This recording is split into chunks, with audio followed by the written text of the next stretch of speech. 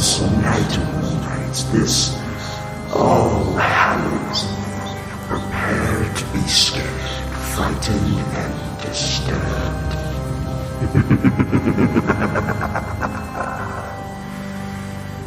Happy Halloween.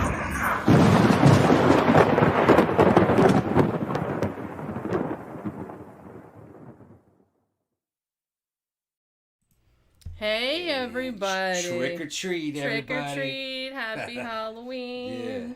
Yeah. I only wanted to like reveal the costume without my glasses. However, unfortunately, I will have to be nerdy Vampire Amy from Fright Night because I can't see a fucking thing without my glasses on. Everything just looks super, super blurry, which is very sad. Yeah. So today is going to be what? Halloween murders? That was overwhelmingly what won the poll. I was kind of like, I'm not like, I was kind of hoping it'd be something more fun because it's like, I kind of feel bad like, like having like a fun Halloween show and it's like all fucking murders and shit, but what are you gonna do? What are you gonna do? I feel like this is kind of the only Halloween shit that we haven't done yet, like the only Halloween topic. So, here we go. So, like I said, I spent all day on this fucking costume, and it's like, well, what happened was that I had this mask that I bought, and it had like this really cool like latex like vampire mouth with all these fucking fangs and stuff, and I was like, woohoo, I'll just cut that out, and I put it on with spirit gum and stuff, and it worked kind of, but then like I kind of couldn't get the edges, they were like too bumpy and rough. And, like, I couldn't get him to, like, stick down, and I couldn't get it to, like, match my face, and then I was like, fuck it. So I just, like, pulled it all off, and I was like, fuck it, I'm just gonna do it with makeup, so I had to do it, like, really quick. So hopefully it doesn't look too bad on camera. It looks kind of shitty in my mirror, but it's like, I looked at it on camera, I'm like, it doesn't look too bad. It's kind of like, Yeah. I like this wig, though, I gotta say. But let me ask you something, darling. Is he fucking you? Is he fucking you?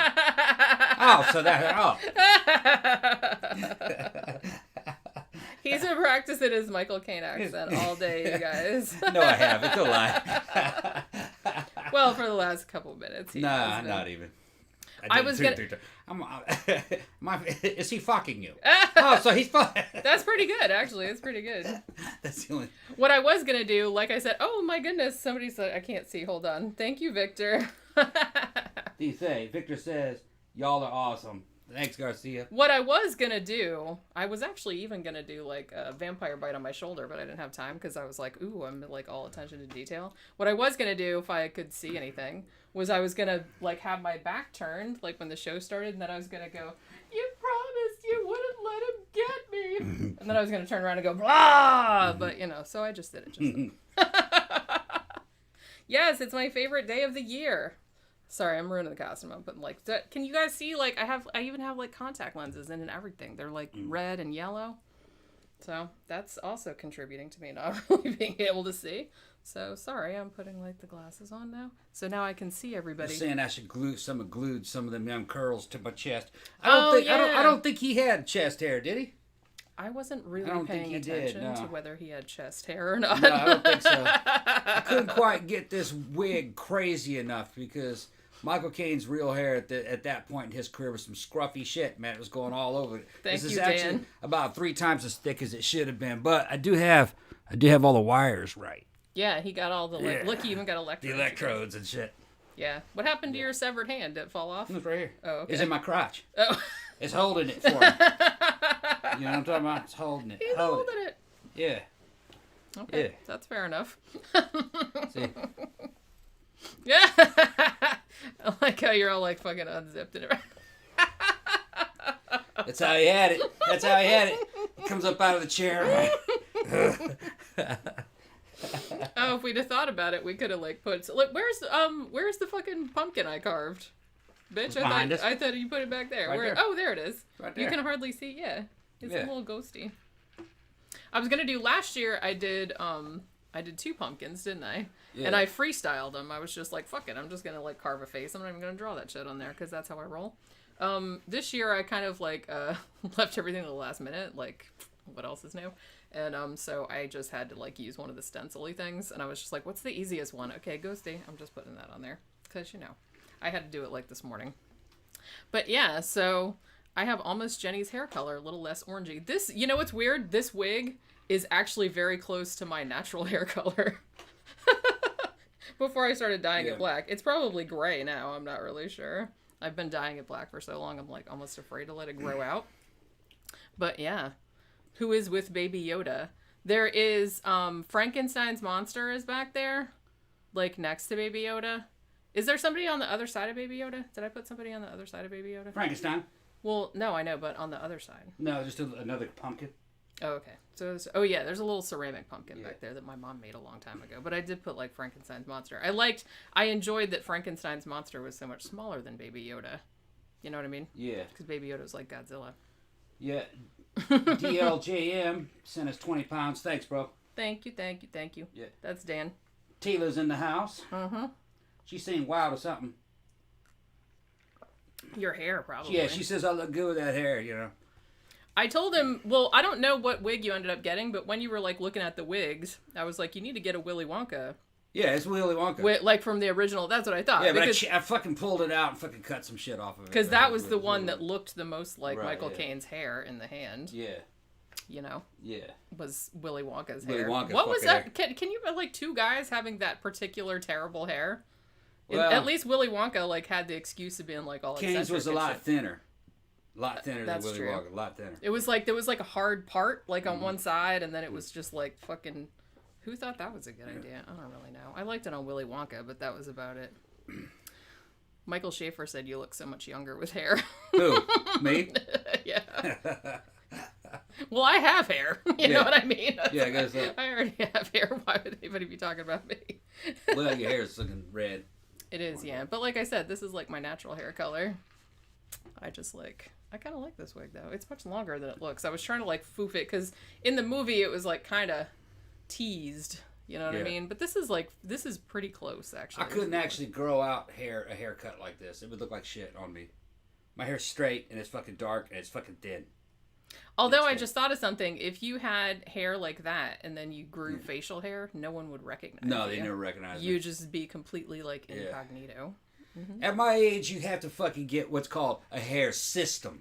It's a technological system. Mm-hmm. It's like kind of like some of these girls that get these bolt-on titties. They call them bolt-ons. You got to have like a system, a hair system, also known as a wig. Well, yeah. Yeah. Everything sounds better if you call it a system. Hair system. Yeah. Did you guys see that we also have Halloween appropriate cups for our Mine's Trick or Treat? Yeah. You guys are gonna have to be drinking for this one. And as soon as it gets dark, if the show's still going on, I got to answer the door. Hopefully we don't have... There can be trick-or-treaters. Hopefully we won't have that many so we can eat the rest of the candy. Yeah, that's true. Because we got the good shit. And you got the Shining Cup. Yeah. That's a pretty cool... Like, show it to the camera. Because it would just get lost. It'd get lost in my... Yeah, but the twins are on the other side. Yeah. I got them at Spirit Halloween the other day.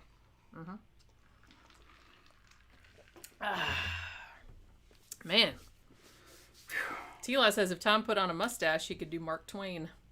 Yeah, if you, like, sprayed it with a little white, I could see that. Because I always feel like Mark Twain, I mean, you know, he was young at some point. But it's like, I always feel like that very famous picture of him with his crazy, like, fucking white Einstein hair. You can't see it in this lighting, but my eyes are also fucking red. I got red eyeshadow. Because, you know, fucking, at this point in the movie, Kane just looked like a fucking maniac. They had red. They had his eye sockets redded out, fucking red shadow. So I think it's fucking have some. I can kind of see it. Yeah, but you can't see it in this light. Yeah, but like I said, the dark is actually good because it, you know, it kind of makes the costumes look better. And by that time, the hand was pretty rotten, but it was still fucking running around.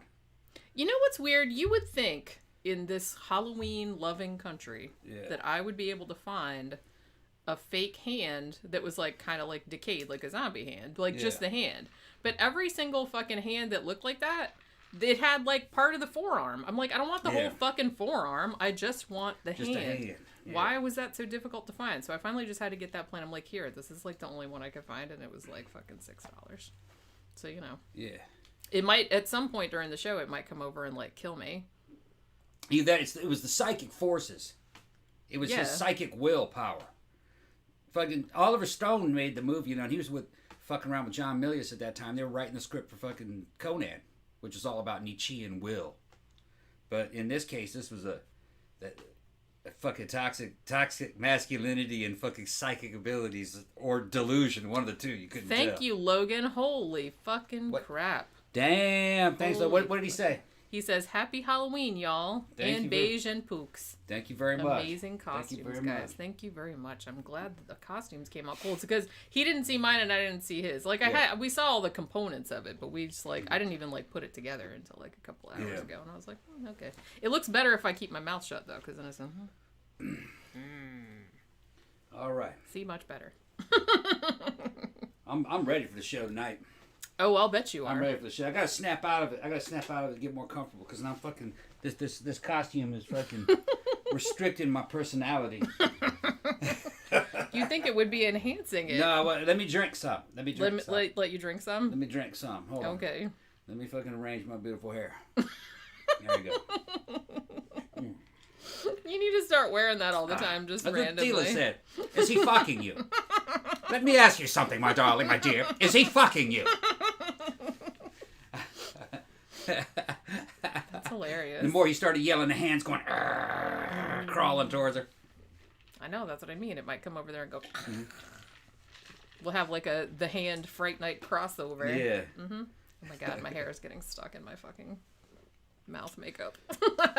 So is there any shout outs or anything? Yes, many. Let's get some shout outs out of the way. All right. So the first shout out, we have a new patron this week, and they're called Outrunning Errands. Not errands with a D, but Erin with the name Erin. You know what I mean? Mm-hmm. You got it. I probably over-explained it. But yeah, so Outrunning Errands is our newest patron, so thank you very much. Also, I want to thank Scott for a very generous PayPal donation earlier in the week. So thank you very much for that, Scott. Also, want to thank Louis, who sends us many, many movies, and he sent us the Back to the Future trilogy on Blu-ray. Yes, it's a Blu-ray steelbook. It's the 35th anniversary. Is that steelbook? Yes, it is. Awesome. It's beautiful. I got the old edition, but it's fat. That'll actually help me save some room. This is actually much nice. Yeah. This is like the newer one, and it has like all a bunch of extra shit that our old ones do not have on. They didn't re-edit that one, did they? Ooh, I don't know. Because there was one re-edit where they just made it. They got rid of the Ooh La La magazine. I don't know if that's it or not. I didn't hear about that. Yeah, they were complaining about it. Someone's always complaining about something. Yeah, they're always complaining about something. Also, want to say this is super cool. We were like all getting ready for the show and whatnot, and then the doorbell rings this morning, and this lady from Smash Cakes brings us a little thing of Halloween cupcakes, courtesy of Sophie. Yep, they were fucking great too. They had a little booze that you injected in them on a little dropper. Yeah, they like whoosh, you squeeze and you put the booze in there. Yeah, it looked like broken glass and blood and shit on top of it. Halloween cupcakes. Thank you, DJ Maniac. Thanks, I can't compete with Logan, but happy Halloween. Very few of us can. It was like we're not high rollers. But yeah, that was the red velvet one. I wanted to say like the red velvet one was like really, really good. Because it's like the cake wasn't real sweet, and then like the frosting was really sweet, which I like, but it was like a good combination. I don't know what kind of booze that was. It was like the red, you squeezed it and it was all like bloody inside. But it had like the sugar glass on the top, which I didn't eat it because I thought it would break my teeth, but that's DJ Maniac. Yeah, Tila tell me to shut up. What are you telling me to shut up for Tila? Who's telling you to shut up? Tila said, "Shut up, Tom. Let my ass off." I said something, but I don't know what it was. I didn't see anybody say shut up. Shut up. Mark said Tom's the straight Richard Simmons. That's a good one. I bet if you get drunk enough, will you please get up and start doing calisthenics? Yeah. Then Mark says, Tom, the lead singer for Nickelback. I can't remember what that douche looks like. What does that fucking douche look like? I don't know, but just the... I ought to do... Hold on one second. I'm looking... From here, what it looks like to me is I look like fucking Robert Plant. Oh my God, you do. Yeah. Hey, Mama said the way you move. Yeah. That's very funny. Yeah. Oh shit, that's what we should do next year. Mm-hmm. We'll dress up as Led Zeppelin. Or I don't know. I was gonna.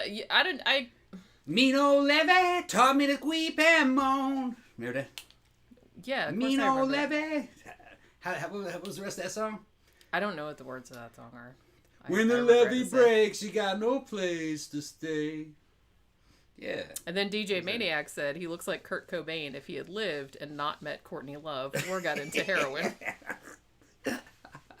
Very specific set of circumstances there. Funny. Oh my god. All right. So I did all this. So yeah, the cupcakes were like really, really good. I've only eaten one of the red velvet ones. But the other one of the other ones was pumpkin spice, right? And then I think the other one might be salted caramel. I'm not real sure. It says on there. And they all had different kind of booze in there. I couldn't tell what kind of booze was in there, but I was just like, whatever. I appreciate it. It tastes like alcohol. That's like good enough for me. I thought I was gonna get. Oh, this is a vodka sunrise or whatever. Yeah. No, it's a vodka sunset. Oh, okay. Because I was gonna say maybe I should have a Bloody Mary because it's the Halloween. Oh, that's right. That's what you asked for. Yeah. Yeah, I'll make you one next one. That's all right. I'll have the next one because I got some Zing Zang, right? I got a lot of Zing Zang. That's what I thought. If you guys have never had Zing Zang, fucking Bloody Mary Zing Zang, it's a fucking that's the best Bloody Mary mix you could fucking imagine. It's almost like Vichy Soir. I know I could drink that shit. Like it's got a lot of celery seed and a lot of fucking spice in it. It's good. I'm into all the celery seed. I know some people don't like that, but I'm just like, yeah, man. I just like I like pulpy orange juice. Yeah, we had this. There's this bar that we used to go to called the Grotto, and that's when the first time the guy tried to give me some Zing Zang for Bloody Mary mix. And I was like, oh man, that shit's fucking awesome. I gave some to Jenny. And she was like sold on it. Yeah, I'm like, this needs a big old fat shrimp around the edges. That's what this needs. So I'm giving Zing Zang a plug. I bought some fucking Zing Zang margarita mix. It was too sweet. I didn't like it. They're all pretty good. Yeah, I like a good Bloody Mary. The Zing Zang regular Bloody Mary mix is fucking the best. Yeah, that's the one I usually get. And like I said, I bought it like a while back and had like one Bloody Mary, and then I forgot it was in the fucking refrigerator. Yeah. So, you know. And then I thought, for the Halloween show, I'm like, obviously I should have a Bloody Mary. I don't have no fucking celery to put in there, but what are you gonna do? Nothing. I'm just like, I keep getting like, I keep looking at the screen and getting Ilse's like trying distracted to get me to do calisthenics and striptease, and all these women are fucking attacking me because of this damn hair. Fucking this fucking wig is like an aphrodisiac. I didn't understand it until now. Thank you, Victor. I'm seeing the reactions to the women. I'm gonna have to get me a fucking hair system of super poofy effeminate shit, like something Richard Simmons would wear. I'd probably be popular as a motherfucker if I had his hair system like that. Because it's just faggy as hell. Where's that? Well, because Zach, help me pick out a gay wig. Just because shit. You know that because. Do you know why that would be attractive to women? Is because be like, wow, he must be like super confident in his masculinity to wear that. Yeah, exactly. Yeah. It works. Well, there of course, some of the legends are like that. Nick Rhodes had an effeminate look to Nick Rhodes from, if you guys know who that is, he was a keyboard player and really kind of like the brains behind Duran Duran. He had an effeminate look to him. That motherfucker was stylish though. And it was definitely not gay. Definitely not gay. You wouldn't know if you didn't know him, but because he kind of looked like a gay model, really. That dude was a fucking hound. A hound. I was so handsome little dude. Well, I was really into Duran Duran. Like as a kid, I still like them now. He had a great haircut, man. He did, and he always had fabulous clothes and stuff. Yeah. And it's funny because my grandparents were like, well, my grandfather mostly was just kind of like, oh, they're so gay. And I'm like, okay. Yeah, well, Nick was very intelligent. I'm like, they get more chicks than you ever got. Yeah, so. Nick was very intelligent, very witty. They know something you don't know. Witty. Every one of them was straight, and they were like knocking them all down. Yeah, supermodels. They went out with supermodels. Mm-hmm. Well, shit, man. Simon LeBon even married. I think they all married models, didn't they? They all married supermodels. Yeah. They did, yeah. And fucking Simon and Yasmin are still married, far as I know. They've been married oh my goodness. What the hell's going on out there? Yeah. Fuck, sound like a damn 2-stroke motorcycle. It was. Yeah. Somebody had a really fucking loud motorcycle just went by. You're saying I look like a charming young cherub. Damn. I love it. Sheila said Nick Rhodes had a beautiful face. Mm-hmm. Still does. They all look good, actually. Yeah. Even though they're, They're older guys now. Older, but they still look really good. They're all at least 60 now, huh? Pretty much. Nick's got to be about probably 60. Probably pushing it, sure. Yeah. Because, I was into them. I got into them when I was probably 10 or 11. Tammy says Prince was way feminine and super sexy. That is actually, yep, that is true. That little dude was very deceptive, though. He was a predator. Yeah. Yeah, if you were a female and you were around him, you were going to give it up. That's just how it was, you know. You were going to throw it at him. He evidently had, quite a bit of magnetism to him, quite star power. I'm telling you, man, that was the end of the Old South. I told that story before. Yeah. Yeah. When fucking MTV and cable TV made it to Mississippi, Duran and Prince and some of those other new wave bands, ABC and shit, that was the end of the South. Well, because who the hell wants to, live in some nowhere town with, nothing to do? Yeah.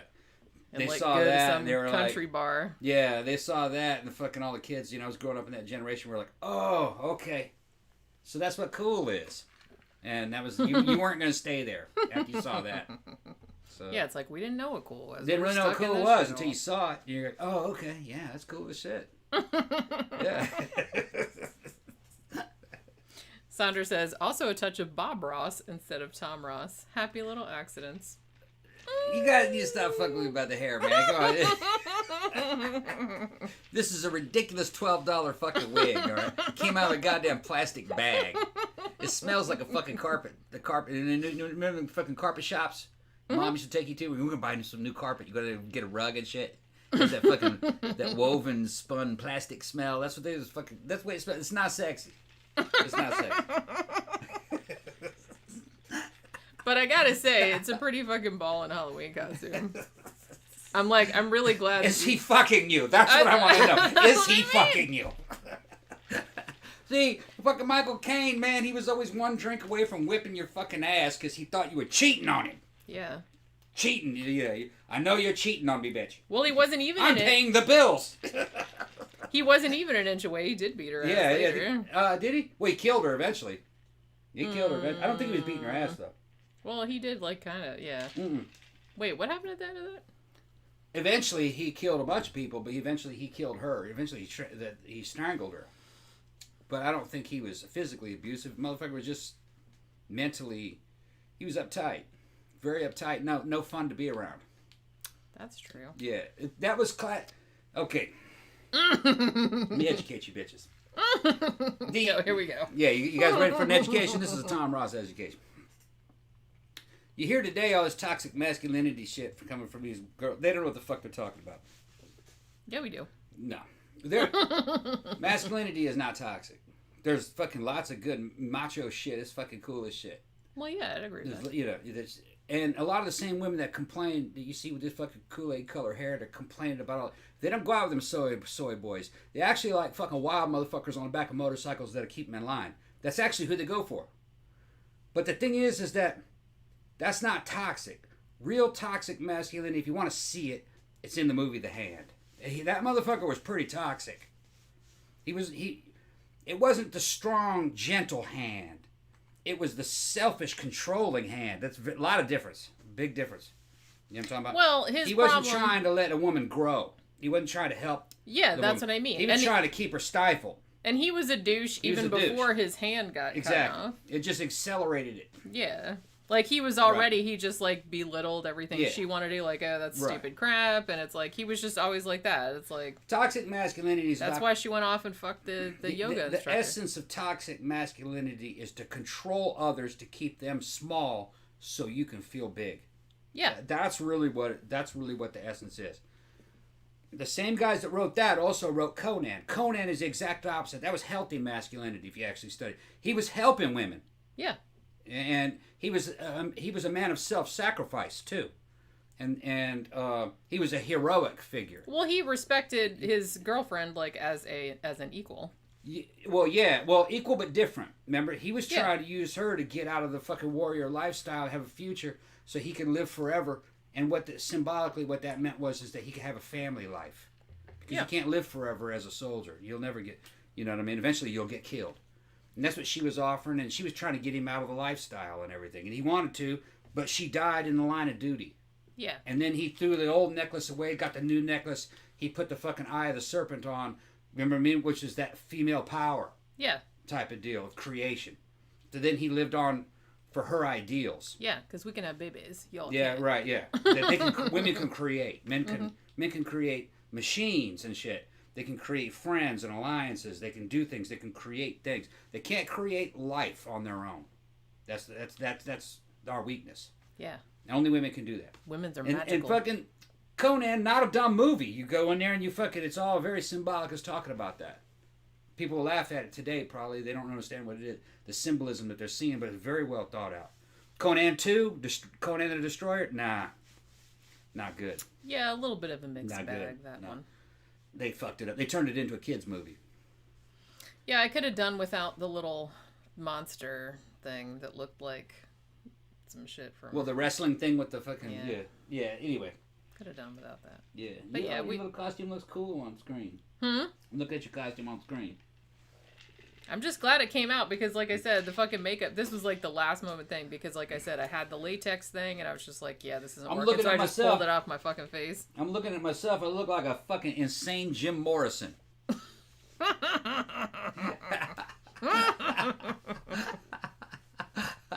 This is the end. My only friend, the end. Yeah. That makes me want to listen to the Doors. Yeah, Love the Doors. You should be Jim Morrison next year. Be dressed as Jim Morrison? Yeah. Fucking have my shirt unbuttoned all the way down with a big conch shell fucking belt and the leather pants and shit. Is fucking pointed, love beads and pointed shit like motorcycle boots and shit. Yeah, man. Not pointed, but you know, just little fucking Do engineer boots. I was like, I mean, I like your costume this year. It's like I was always a big advocate of. I know people like to do like clever shit, like oh we're dressing up like somebody from a movie and it's just like a t-shirt and jeans or some shit. I'm always a big advocate of like dressing up like something scary because it's Halloween. You know what I mean? Even when I was little, it's like other girls my age would be like, I'm gonna be a princess, I'm gonna be this. I'm like, fuck that. I'm gonna be like a witch or a mummy or like fucking. Everybody telling me to wear the wig year round. You guys are fucking hilarious. Thank you, Tim. You should. Yeah. Well, you should just wear it at random times and then just like not say anything about it. Tila says, geez, I gotta rewatch Conan. Yeah, Conan is very deep. Very deep. I could walk you through Conan. Jenny and I did a movie review of Conan. The audio quality is bad. We should redo that one day. I gotta do a Conan deluxe version. I've pretty much now figured out everything. The Riddle of Steel and everything. There's a lot of hidden messages in there. And he calls me a nerd for like going off into like all the David Lynch. Well, it's very Nietzschean. It starts off with a quote from Nietzsche: "That which does not kill you makes you stronger." That's the fucking essence of everything. It started to tie in with my studies on fucking Schopenhauer. You guys gonna call somebody not Schopenhauer, but Schopenhauer. I wasn't sure. I wasn't. Schopenhauer and Nietzsche, all the great German philosophers, it all started to make more sense. And then kind of you can put it in with some of the religious mythos and stuff. But no, it's very much Conan 1 is very much a how-to manual, how to be a badass. And it's also male and female. It shows both aspects of it because it is a study in German philosophy, but it's also it's gendered also, which that's true because biology is gendered mostly. You got some people that are intersex, but that's a special case. In some philosophies even talk about that. The Indians are big into that. About a person having sexual characteristics from both sexes. Well, in a lot of ancient cultures, like trans people were kind of like they were like special. Revered. Yeah, they were revered as being outside the normal confines of gender. But which you can see why that would happen because it's like a special case because it doesn't happen that often. Yeah, what's going on right now? You know all this shit about fucking identity politics. They take the shit too extreme to try to use it. They're trying to weaponize it. That's not what it is. The ancients knew about all that stuff. They had a very different explanation of it, and a lot more wisdom about it. You know, a lot more wisdom. They didn't try to use these. Everybody's got to get along. We're all got to get along. That's what reality is about. I mean, unless you just want to go off kill motherfuckers. Well, right. No, I mean, right. I was actually going to say unless you want to go off and live on your own planet. Yeah, that's true. Right. But which I wouldn't mind doing, actually. Be nice and quiet up there. It's best to try to resolve conflict peacefully. If it can't be resolved, then you have to resolve it the old-fashioned way. And then it ends up being resolved, but only temporarily. And that's just the cycle of life. It's the circle of life. It's the soul cycle of it. Nothing's new. None of the shit we're seeing today in the newspaper, none of that shit's new. It's been going on forever. And history is not progressive or regressive. It's cyclical. Well, yeah, that's why I try not to get too upset about it. All this has happened before. It will happen again. Yeah. Yeah. I mean, sometimes we do kind of like make incremental progress, but it's kind of like 2 steps forward, you know. Well, it's mostly one step forward, 2 steps back. We make technological technological advances, but you're not going to advance on human nature, because humans are humans and they were always humans. Unless, like I said, they can put some fucking chip in there. You're right. Yeah, and you don't want that. You don't want that. If you're going to change human beings, you want to do it through altruistic and very wise genetic engineering, and it's got to be done by the parents that are having these children, not governments. You know what I mean? Yeah. Because if 2 people want to have a child, you could have it the natural way. If you want to do it the unnatural way and do it through genetic engineering, only the parents would know the best traits to have for their children. You would want to have a child that would be like the best child you could have out of 1 in 10,000 tries. That's what you would go for. And of course, you would benefit, and so would all of humanity would benefit if everyone's children were the best they could possibly be. But competition would increase. There's a lot of alphas to have in one fucking spot. So you have to have a society where there's less people, probably. That's how I'm not sure, because there was a movie called Gattaca that talked about that. Man, we need to review that one of these days. Fucking very intelligent science fiction movie called Gattaca. That was a What would happen if everybody was genetically engineered? Well, everyone wasn't. That was one of the conflicts. Everyone pretended they were genetically engineered. But it was a very good movie. And what would happen, you know? And how would you deal with that? That's really the way to go. Genetic engineering. You don't want to be merging with these fucking machines. All right? You don't want fucking AI to run things. It's too dangerous. But that's just me, and I read a lot of fucking Frank Herbert, you know what I mean, from Dune. And a lot of wisdom in the Dune books. That guy was very smart, Frank Herbert. Yeah, like I said, you're not sure. Like, I like AI up to a point, but it's like, it's going to get to a point where... You don't want AI telling you how to live. You're going to get to a point where it's like in the fucking Terminator, where they're going to be like, oh, well, we're robots, and like we decided that humans kind of suck, and we're going to like take them out because obviously they're inferior. Or we're fucking machine-like gods, like something of 2001: A Space Odyssey, and we're going to dictate to you living creatures how to be. You don't want that either. No one tells me. You want biology. You want biology to do all the cool shit. You know what I mean? The human experience. Yeah. It's just what I'm saying. But I'm just fascinated by our costumes, like how they look on my little screen. I'm just like, I almost wish I didn't have to talk, because it kind of like ruins the illusion. Like every time I open my mouth, and it's like really distracting, right? Yeah. But you know, what are you gonna do? You looking at something? Yeah, I'm listening to see what they're saying. Humans are animals, and we're a lot like cats. Yeah. Us and cats are the only animals that kill for pleasure and not just to eat. Yeah, probably. Well, no, most animals kind of kill for pleasure. I mean, the killer whales were doing it, and whales do that. Animals aren't very nice to other species, you know. Now, species killing each other, human behavior is very much like the fucking great apes. Chimpanzees kill each other. And bonobos. Bonobos are they're sluts, those slutty little things. Well, yeah, but, we're like a midway point between those two species. And strangely enough, gorillas, as big as they are actually a lot more chilled out than chimps.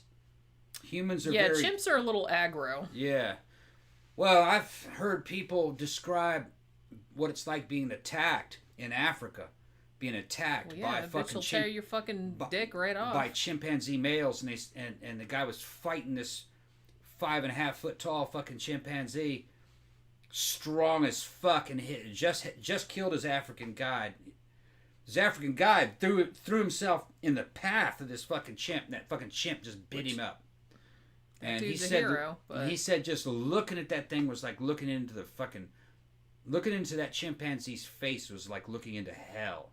He said it was like looking at the face of a demon, and just pure rage and hatred. And humans are very chimp-like, you know what I mean? But like I said, we also have bonobo-like. Right. Because those two species are very, very closely related, and we are 98% like the same all those. as those two. Right. We just happen to have genetic gifts that make us fucking look the way we do. And Also, we have thumbs. Yeah, well, they have those. And we have a better intellect than they have in terms of, in terms of some, the ability to control emotions and stuff. They don't control them as well. Although, intellectually, chimpanzees can remember series of fucking, of shapes and objects. Their memory is better than ours. Yeah, their short-term memory for sure is better than ours. They have a very good intelligence. It's just different than ours. We're more of a generalized intelligence and tool makers that made us different than them. It's all spooky shit, you know what I mean? And for people that are big into religions and theology, they don't want to talk about, how the idea that man is an animal, but that's not really saying anything bad about us. We have to. Yeah, it's like we are animals. We are it's animals, like that's not a fucking insult because I like animals. I remember when I was a kid, back in the 70s and 80s, people said, "Oh, don't say that." You know what I mean? That was. I know. I remember people saying that too. But that was like, no, we're animals, but animals are pretty cool. I mean, they are. They have their own personalities and everything, but it's just something we have to come to terms with of what we are, I think we're cool. I'm just saying, we're imperfect, and I like that, because if shit was perfect, it'd be too easy, and your life would be on autopilot. And you wouldn't be controlling shit or making any decisions. You'd be like a computer program going through the most efficient route, and it wouldn't be as fun. You know what I mean? Yeah, it's like, life sucks for a lot of people. I'm not saying that, but it's like, you do need something to do and like some kind of challenge in your life, to kind of overcome. Yeah. And we're living in the best time in history, the most tumultuous time of the best fucking technological progress. There's a promising time in the history of mankind. We're just within reach of Mars and Venus and space travel. You know what I mean? Fucking SpaceX is like, I watch these rockets launch from my bedroom window. It's right here. We'd be sitting in there, we hear like boom. What was that? Remember that? It was those damn rockets. There's so many that we forget. We forget about them. And we'll be on Mars soon. Because it'll rattle your windows. And 10 years from now, as old as I am, you know what I mean? For all I know, I might be the first motherfucker to die on Mars. I'd be like, Musk, I'm ready to go, bro. I'll throw my jacket down, all my fucking accomplishments in life. Say, look, this is all the agencies I work for. Send me to Mars. I'll be the first man to die on Mars. I'd go up there for a life sentence on Mars. But it would only be 5-6 years. What difference would it make? I might go. Would you go? Like, let's spend the final years on Mars. I would think about it, sure. Yeah. But here's the thing. They're saying, that was actually kind of an old concept, that Mars might be a one-way trip. That fucking SpaceX spaceship that they're making, it'd be easy to bring you back. What did it say, 4 months? No, it was like 9 months, I think. Well, still. It's not that long, though. That's less than a year. Yeah, less than a year. I can sleep for that. That's the... I can sleep for that. I know you could. Yeah. That's the gestation period for a human being. Yeah. So... Yeah. Yeah, that's like nothing. And it's getting cheaper and cheaper. And shit, the older you get, the quicker 9 months The quicker goes. 9 months is. Yeah, it's like, yeah, let's go. We'd have fun. Because shit, man, I remember last Halloween like it was fucking yesterday. Mm-hmm. When I was carving the pumpkin today, I'm like, holy crap, I can't believe it's been a year since I was doing Let's this. see what the crowd's saying. Read them off, Jenny. Let's talk about what are people Maria saying? says, you both look great. Your makeup is impressive. Since I can't do Halloween this year, I'm enjoying. Yeah, it's like I haven't actually got to do a really good costume for a couple, and I only just thought of this like a couple weeks ago when I ordered all the shit. Because I was inspired because he's like, well, I'm going to be Michael Caine from The Hand, and I was like, oh, we should do like... Because I don't know if you guys know, but there's a show called Welcome to the Basement, and they do like movie reviews and stuff. They like talk about them. They kind of riff on them like a little bit like MST. It's really good. And they, every year for their Halloween shows, they dress up as characters from movies that they reviewed like in the past season. They've been on for like 10 years or something. And I was like, oh, well, since you're being the dude from The Hand, it's like I'm going to be Vampire Amy from Fright Night because we reviewed that. Because this was actually a costume I was considering last year. I just didn't get around to it. And I didn't get it put together. So yeah, Tila was in there saying that she needs to rewatch Conan and she remembers Grace Jones on there. Mm-hmm. Yeah. That was on Conan the Destroyer. That was the second one. The second one was very different than the first one. The first one was kind of like a serious movie. It had a lot of symbolism and stuff. The second one was actually more kind of like the Marvel comics. It was a little goofy. It was a little goofy. Now, there was a series of Marvel comics, and there was a character in there that she was based on. There was a character in the Marvel comics called Zula, who was she was a female African style barbarian warrior girl. She was like that, and that's what that Grace Jones was the fucking shit.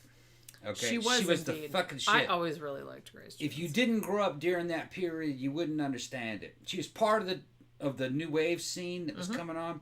I think she was from, where was she from? Jamaica or Haiti? Ooh, I can't remember now.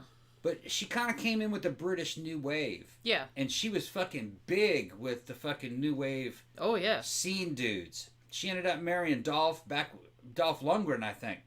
Yeah. For Back when Dolph was fucking hot. He's got his shit back together now, but Oracle says Jamaica. Jamaica, yeah. So you got it right the first time. She was a fucking great artist among herself. She could sing really well. If you've ever seen any of her live performances, she did them up until recently. They're on YouTube. She could sing. She did some weird fucking Art Nouveau kind of fucking new That's wave. why I liked her. I love all that weird shit. That was Yeah. like one thing. Like people do weird shit nowadays, but it's Yeah. like in the 80s it almost seemed like people hadn't done that shit before, so it was like people were just like look at somebody like Klaus Nomi for Christ's sake. It was like mixing like new wave and opera for fuck's sake, and it's like nobody had ever seen that before, and so I feel like now everybody's seen everything because everybody's done everything. She was very striking. She was in A View to a Kill, a James Bond movie. That's right. She had a fucking very unique beauty. Her face was almost like an Aryan face. She almost looked German, but she had a flat top that was a fucking like an afro. It looked fucking great. She would be one. She reminds us of our friend. Who's our friend that does fucking Storm at fucking Universal? Oh, that's right. Yeah. We haven't seen her in a long time. I haven't seen her in a long time. Probably one of the fucking best looking black women I've ever fucking seen is a friend of ours. What was her name? She used to show up to the club. We got pictures of her. Jenny, what they're fucking rubbing on her ass and shit. Remember that? What was? Oh yeah, that's right. I have a picture Yeah, you of have a me picture of rubbing that. on her ass. Yeah, she's about what, 6 foot tall? Yeah, she's very, very tall. She's kind of like a Grace Jones type. Bald, or she was. Yeah. I haven't seen her in a while. She married a white dude named Spider who did all the fucking paintings and all the murals for a friend of ours that owns Gods and Comics. It was a Gods and Monsters. Gods and Monsters. It was a big comic book store. Yeah, I'm getting drunk. And yeah, fucking oh shit, man, what was her fucking Crystal, yeah, I haven't seen Crystal in forever. She was a chick like Crystal and Grace Jones were a lot alike. They do look They a kind of little bit alike. A little bit. A little bit. Crystal's a little bit more mixed than Grace though. Grace is fucking looked like straight from Africa, real dark skin. Only thing I can say critical about Grace is that she wasn't real shapely. She was just tall and thin. Supermodel. He doesn't like when... I don't like that. When girls don't have boobs. Yeah, I'm not into that. Although I liked Grace Jones. Well, You yeah. know what I'm talking about? But she was just tall and fucking thin. She looked like she was about 6'1" at least, huh? Yeah, she was very tall. Real tall, right. But she was pretty good looking. And she had a fucking interesting personality. Well, that's Grace what did. her whole like fucking thing was cool. Yeah, she's very You know what I cool. mean? Like I said, in a way, we've kind of talked about this before, but it's like, you know, it doesn't so much matter what you look like, but if you have like a whole thing that you're doing, like a whole look, and you have like a cool personality that goes along with it, that actually goes a long way. You don't have to be like... Yeah, I think Grace's main reason why she stood out is because she was Jamaican, so she didn't have kind of like... She wasn't trapped in kind of like the African-American paradigm of that time. She was free to do whatever the fuck she wanted to do, and she was very fucking, like, free-spirited. She was whatever she wanted to be. She was in her own scene. Well, I do kind of feel like I She's a said, rebel. there was kind of a time in the 70s and 80s where, and I guess now, like, now it's kind of like old hat. People are just like, whatever, you just like do your thing. Yeah, you do. But in the 80s, that was kind of like a big deal. Thing. Right, yeah. Like for somebody to come out and just be like, I mean, remember the fucking freak out that everybody had like when Annie Lennox like came out and she was like with her man's suit and she had like the fucking crew cut and everything like that. And it was like, that? She looks like a man. What the fuck? Yeah. So everybody's like freaking out about it. And then like Ken she said, was cute. She's cute as hell, man. Real she's cool. beautiful. She's beautiful. And you know who looks just like Annie Lennox? Who's that? Sophie. If you put a fucking red flat top on Sophie, that's exactly how fucking she is. Yeah, Sophie, are you out there? Yeah, you do actually really look like Annie Lennox. I showed Annie Lennox is like a beautiful. Yeah, I showed her that fucking video, and she's like, "Oh yeah, and she had a fucking beautiful voice. She was cute. Holy crap! Yeah, so I would has a beautiful voice. Yeah, she's talking about her like she's dead or something. I would think, yeah. So I kind of see Grace Jones as kind of like an Annie Lennox, real similar. I was gonna say too, because Ken mentioned like Boy George, and it's funny because I remember like old people freaking out about Boy George back in the day. But it's like I was a kid growing up in the 80s. I was a preteen teenager, and I was just kind of like, okay, I suppose so. Yeah. No one really like thought about it. It's like, okay. He kind of looks like a woman. He's gay. Maybe he's sleeping with the drummer. Like nobody cared. You know what I'm saying? Yeah. But it's like for old people are like flipping out about it. I remember because they were, like I said, my grandfather. Says, like Annie Lennox. She was like, she had that look kind of. Well, I think it was kind of like that spiritual vibe. Yeah. Because people were breaking into new ground and doing their own thing. They were going outside the normal paradigm, where they were dictating who they were. Yeah. They wouldn't allow themselves. And it's deal with it. Yeah, they weren't allowing people. That was the great thing about the 80s. People were trying to breaking out of those pigeonholed fucking concepts of who is supposed to be what. You know what I mean? That includes all the people from the New Wave. British New Wave. There's the British people, the American people, Jamaicans, whatever. There's people trying to just say no to the old stereotypes and making something totally new and unique. Yeah. It's cool. Which, like I said, you have to, like, think that nowadays, because everyone's so kind of, like, open to that, which is good, like, I'm down with that, but that's kind of where it came from. And you have to think, too, that, like, in the 80s, it was, like, not okay. Yeah, it wasn't okay back then. No. So, you came out like looking like Boy George, you would get your ass kicked. Well, you had Freddie... even in the late 80s and early 90s, like, because I graduated from high school in 1990, and I had a friend in high school who, he was not super effeminate looking, but he had like big, like Robert Smith hair, and he wore eyeliner. He got his ass kicked like weekly. Yeah, you weren't supposed to do that. Mm-hmm. They did it anyway, though. Even though he was the nicest dude ever. Well, it was kind of like Freddie Mercury coming out fucking just straight up dressing like a woman with a damn mustache on. Yeah. That video, remember that? I Want to Be Free? Yeah. That was like I said, obviously knew what that was about. It was a huge fucking statement back then. Like nowadays, everyone's like, oh, okay. Well, not back then. That was you. fucking, but back then, it was like you might get fucking killed if you did that. In the real world, you would. He was doing that only on a TV screen. In the real world, you get your shit stomped. Unless you were out in California. Like I said. But now all that shit's been democratized. You could pretty much do that kind of shit anywhere you want to now. Which is good, Internet, like I said. fucking cable changed it. That's good. And a lot of people, a lot of these young people have not recognized how much shit has changed. And for the better. You know what I mean? Let people just be whatever they want to be. You know what I mean? It doesn't have anything to do with you. You know what I mean? Like, I see some people acting crazy. Hey, man, that's them. That doesn't have anything to do with me. You know what I mean? As long as they're not telling me how to live, I'm happy.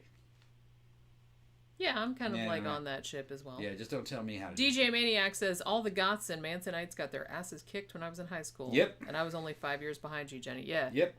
I graduated in 1990. Yeah. Oh, yeah. If you looked like a goth, or especially if you were a dude and you looked in any way like effeminate or like new wavy or anything, oh my God, you would so get your ass kicked. Yep.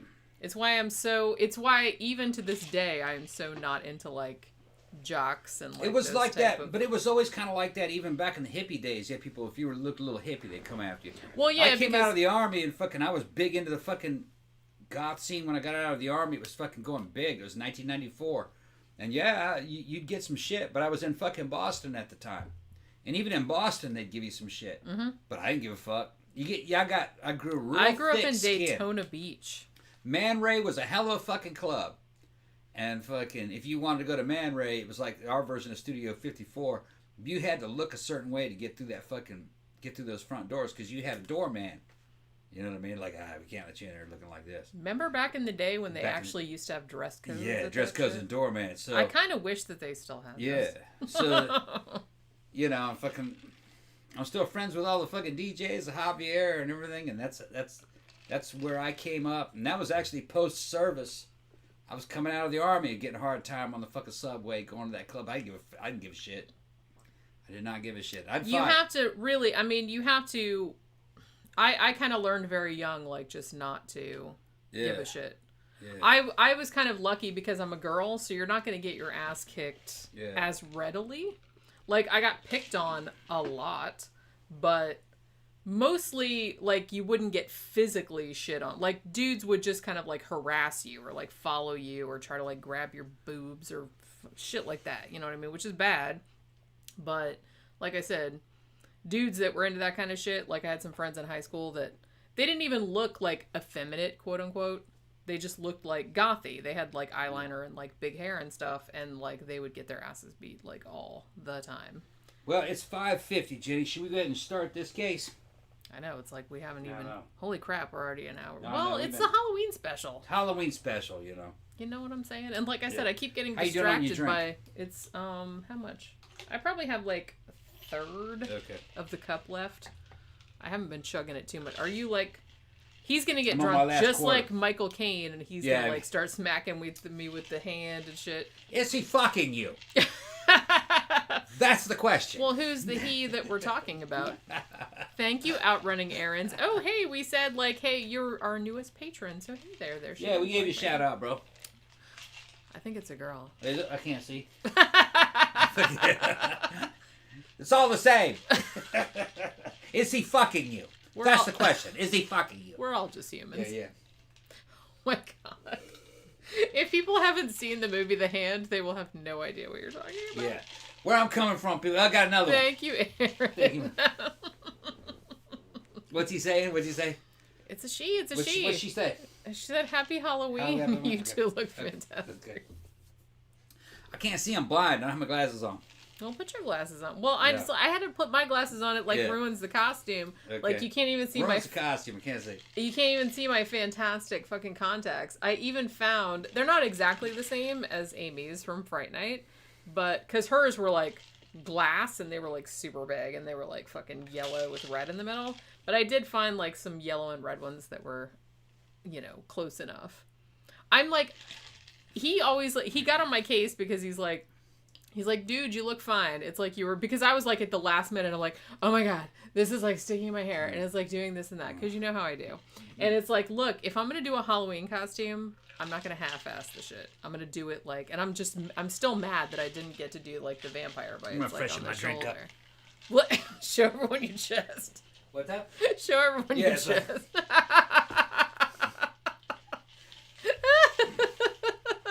Oh no. Oh no. Oh no. Oh my God. We're only an hour in. This is gonna get drastically wrong. I can already tell.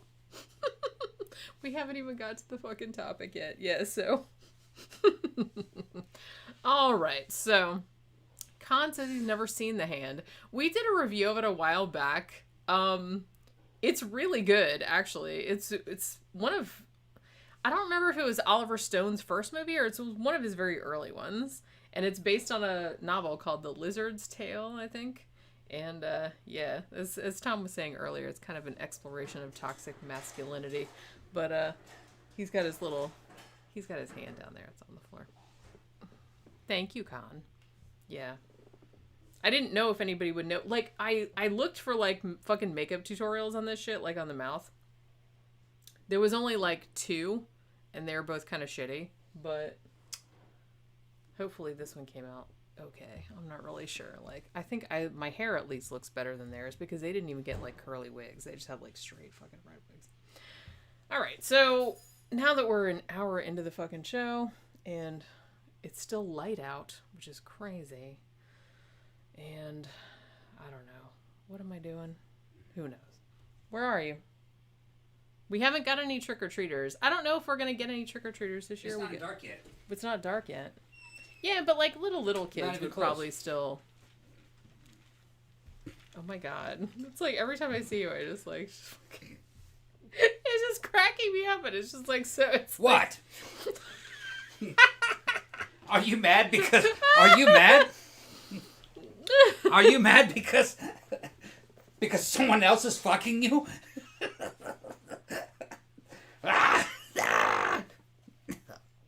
It's gonna strike. See, Okay, I told you. Okay. It's gonna strike. See, kind of like, give me it. See, it's like this is gonna do the. Yeah. Is he fucking you? Although I'm a vampire, so I could just. If you guys haven't seen the movie, you gotta see it, man. It's a fucking good movie. The hand. He loses his hand in the fucking car wreck. Seriously, that stressed me the fuck out. That scene stayed with me my whole fucking life. Me too. I could barely put my hand outside the car window. That movie was why I would never put my hand outside the window afterward. Yeah. I was 9 years old when that came out, and I saw it, and I was just like, nope. And I was just like, every time I was in the car, because that fucking stressed me out so much. Conovat's not calling me Tom Sancho Morrison. I do look like Jim Morrison. You're the second person that said that. Yeah. But yeah, like any movie that had decapitation or limbs being removed really, really stressed me out when I was a kid. I feel like that's probably like a deep-seated fear of mine, being decapitated or having like a limb cut off. Because I think that would be like really, really weird to like look down and like see your hand and it's like not attached to your body anymore. That like, I don't know, that's like really like... People are asking about The Hand. People haven't seen it. The Hand is Oliver Stone movie. About a fucking artist who was drawing a comic strip kind of like Conan. And it's because Oliver Stone was working on Conan at that time. Mm-hmm. He loses his hand in an accident. And then the hand goes around and kills people that piss him off. But there's a lot more to it than that. It's about toxic masculinity. It is. That's what it's about. Yeah.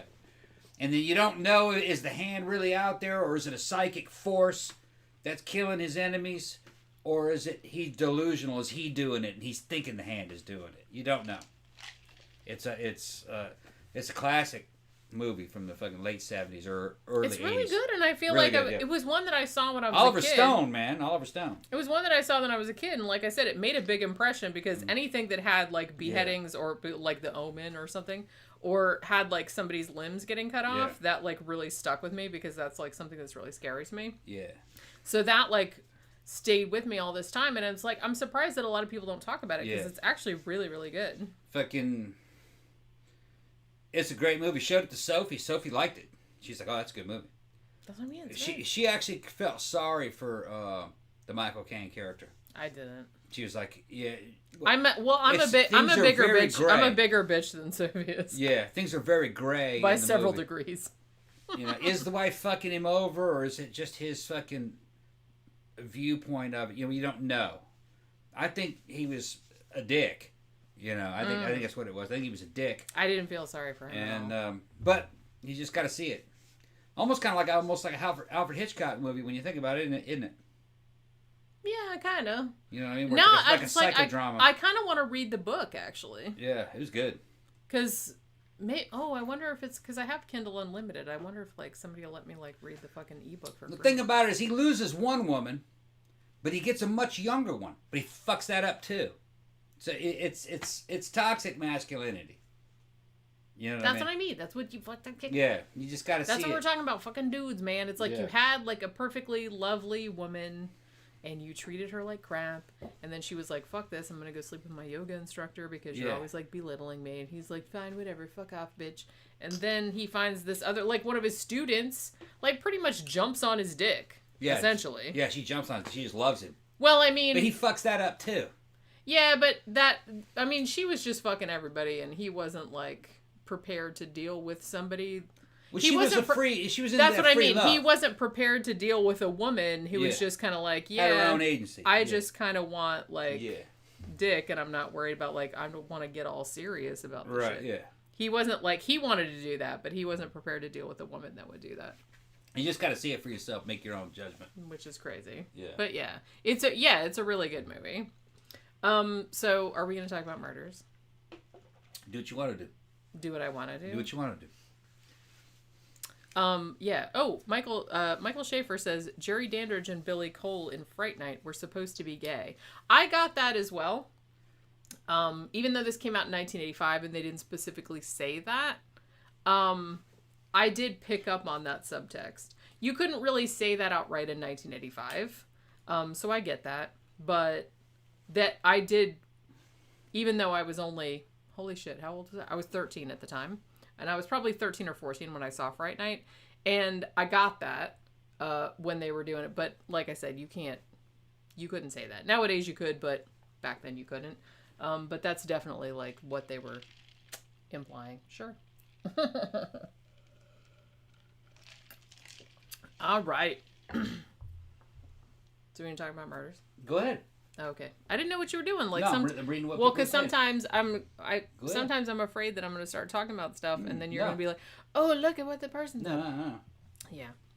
All right. So what I did, I started looking up because, like I said, we're doing the Patreon polls for all the. So I did a Patreon poll for the Halloween episode also, and overwhelmingly the choice was talk about murders that happened on Halloween. So that's what we're going to do. Even though, like I said, not super fun. Not a super fun topic. Hold on 1 second. We'll try. See? 1 second.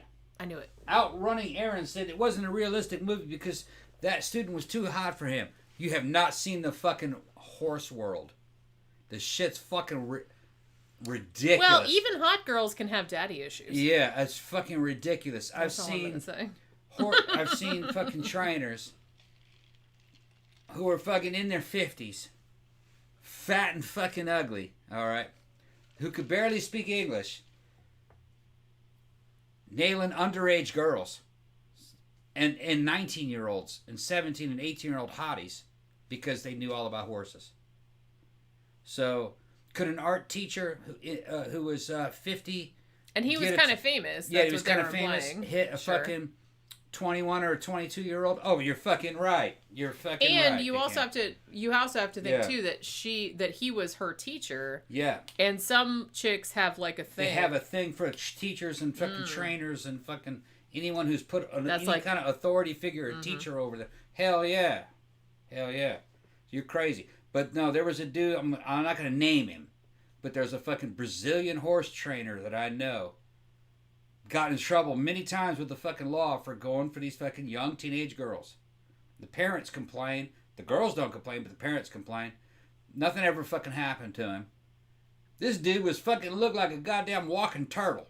I mean, he just fucking ugly. Don't all turtles walk? Yeah. I'm just saying walking on two legs. Look like a turtle walking on two legs. A two-legged turtle. Like a two-legged turtle. Short, fat, and ugly. Hitting fucking teenage hotties. Like it was nothing. But they were throwing them... And I saw it. I worked in the same barns with him at times. They were throwing themselves at him. Yeah. Yeah. Well, like I said, some hot girls have daddy issues. Yeah. Hot girls with daddy issues. And, yeah, we're not talking about 12-year-olds or anything. We're talking about 17, 16. They're not like minors, obviously. That would be fucked up. Right. They're old enough to, like... Old enough to know exactly what that is. Yeah. But, you know, like, right.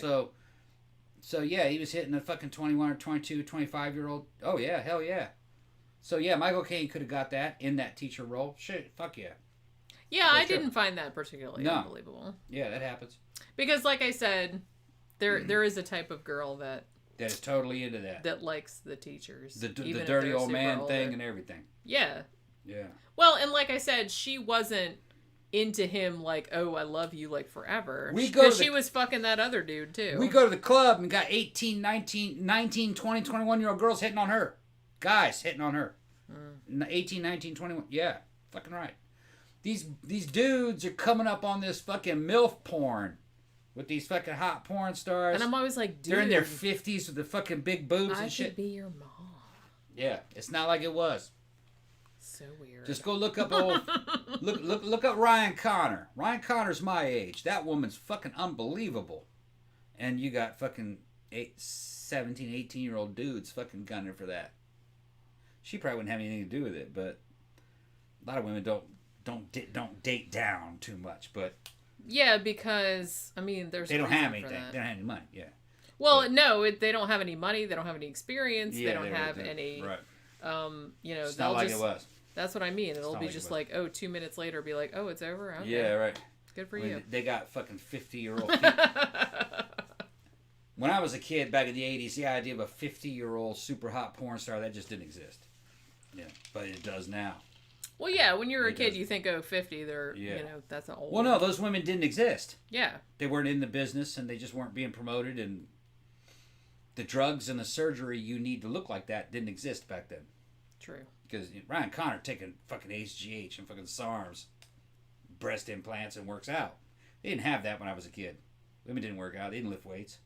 Yeah, that's true. You know, but they're doing fucking porn, and she's like 55, 56. It looks great. Well, shit, I mean, look at some, like, Hollywood actresses that are, like, older than you think they are. 60-something years old. Yeah, and they still look fucking fantastic. Yeah. It's like, you know, surgery and, like, shit like that will do a lot. Yeah. Money and working out, knowledge and drugs. They're taking research chemicals. Yeah. You know, if I had the money, I'd probably do that too, but I don't. Well, you could. But I could hook you up. But the thing is, like, I don't feel like even though I'm almost 50, I feel like I don't look that you don't old. you don't look old. No. You know what I mean? Your face held together pretty Unless I'm deluding myself. I hope not. Yeah. But, you know, like I said, it's kind of genetic because my mom looked really young too, like well into her fucking 50s. So I'm kind of Ilse said I dated a man 24 years old older than me when I was 24, and I think I've worked out my daddy issues. Dated a guy 5 years younger than me, and it wasn't fun. Okay. Before I went out with you. I went out with a dude who was 11 years younger than me, and he's pretty rad, actually. Yeah.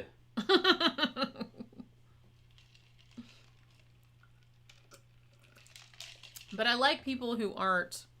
I like people who are kind of like ageless. You know what I mean? Because it didn't actually occur to me when I was first like meeting up with him and talking that he was that much younger than I was. DJ Maniac said when he first saw you, he thought you were a teenager and that I was your dad. No way. That motherfucker's bullshitting. No way. Yeah. I'm so fucking old. Yeah, he's bullshitting. We're not that far apart in age. You're only a couple years older than me. Years older. 2 or 3, something like that. Okay, you were born in 69? Mm-hmm. I was born in 72. So yeah, 3 years. 3 years, yeah. 3 years. I just turned 48 at the end of September. But like I said, I don't try to do anything. I don't do anything like special. I just like wash my face and put lotion on it. That's all I've ever done. Every now and then I put some Vaseline on my lips to keep them from cracking. That's my beauty regime. So I don't know. But yeah, so you want to talk about some murders before I get too fucking drunk to talk about shit? Yeah, go ahead and do it. Dan says my daughter is 19, so that's why I have that opinion. Okay. Dead fucking serious. Well, thank you. But yeah, seriously, we are like almost the same age. But yeah. Like I said, I think a lot of it's genetics because my mom had the same shit happen. Like she divorced my dad years ago. And even when she was like in her late 30s, early 40s, she would go out to the bar with her friends and like she would get like high school dudes and college dudes like hitting on her, not knowing that she was like old enough to be their mom. And that's what I always say. It's like every now and then if we go out to the bar and like some fucking 19-year-old like comes up, it's like super weird. I'm like, you like into your like fucking your mom? That's weird. I don't know. It's just weird to me. But yeah, all right. So like I said, there were an alarming amount of murders that happen on Halloween, as it happens. So I decided to keep it to 4 cases, and I was just kind of like, well, I didn't want ones that were just going to be like, oh, somebody happened to get killed on Halloween. I wanted it to be like Halloween related. You know what I'm saying? So these are the ones I picked, and I'm doing them in chronological order. You all right? Yeah. Okay. I might need another drink in it. Okay, here, I'm making a drink. Hold on.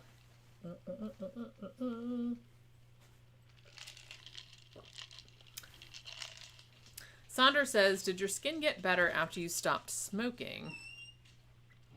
I didn't notice that much difference, but I hadn't been smoking. Here's the terrible thing. I actually didn't start smoking until I was probably in my 30s. Like, because when I was like in my 20s and 30s and everything, I didn't drink, I didn't smoke, I didn't do any of that shit. I didn't start doing that shit until I was probably like 36 maybe. Just because I was kind of like, man, I was such a nerd like when I was younger. Maybe I should like go have some fun. So I started drinking more. I didn't really start smoking until I hooked up with Tom, because he was, at that time, he was a really bad smoker. So I was kind of like, oh, okay. Like, I had smoked cloves, like, before that. Like, you'd go to the... I didn't smoke at home, but, like, you'd go to the club, and then you'd be like, oh, I'll get some cloves, and I'll smoke a couple, like, while I'm at the club, like, while I'm drinking. So I would do that, but I wouldn't really think about it the rest of the time. But then, like, hanging out with Tom, I actually started smoking, like, regularly when I was, like, buying my own shit. And so that went on. So I probably only smoked for maybe 6 or 7 years, and then he quit, and I didn't really want to quit, but then I was kind of like, well, okay. So then he started vaping, and I started vaping like a month later, and now it's like every now and then I'll be out at the club, and like I'll be like really drunk, and somebody will be like, hey, you want a cigarette? I'm like, fuck yeah, I want a cigarette. But it's like the rest of the time I don't really think about it, you know what I mean? And I stopped vaping too, and so did he. Oh, thank you. So I didn't really notice much of a change, to be honest with you. I don't know if it's because I didn't start young. Like I said, when I was younger, I didn't really do anything. I didn't even really start drinking until I was older, and I didn't start smoking until I was older. So it might just be that. I feel like the younger, because Tom started smoking when he was... Ooh, I don't want to say, but like I think he was like much younger when he started smoking, so maybe that's what it is. I didn't start till I was older, so yeah. Tom vapes a lot, maybe that helps. Actually, the thing about that is that the day that Tom started vaping, he stopped smoking, which I never thought would happen, because Tom he had been smoking since he was a kid. He was super into it. He would smoke at least a pack a day. And then for him to just be like, oh, I'm going to try vaping and see if it works. And then for him to like try vaping one day and he's like, yeah, I don't really want to smoke anymore. That was like amazing. I know that doesn't work that way for everybody, but it does kind of like help you with the emotional kind of shit, because you don't have, you know, when you're out or when you're like just bored or whatever, and it's like you want to like pick up a cigarette and smoke it, it's like you have this other thing that you can just kind of like puff on, and it kind of like, you know, satiates that need. So I guess that kind of like works for him. And so he basically I don't think he's had a cigarette since then. And that was like, I don't even remember how many years ago that was. I think it was like maybe 4 years ago. I think it was 4 years ago. And he just like basically, he just stopped in one day. I was telling him how you stopped smoking. Yeah. Like the day that you started vaping. Stopped smoking in one day. Mm-hmm. Ooh, it's a Bloody Mary. Good, huh? Yay. Thought you'd like that. Well, like I said, I want to get into like Halloween spirit, man. Yeah. It's like... It's still not even dark yet, man. I'm not. I know, like you opened the door and I was kind of like, yeah. Oh my god, it's still light out. This is like so fucking weird. Yeah. I thought it was like fucking midnight. It feels like midnight. Because I've been working on this costume for so long. So you want to talk about murders? Yeah. Okay. You're running this. You're fucking this chicken. Am I? You're fucking this chicken, not me. You run it. I'm fucking this chicken.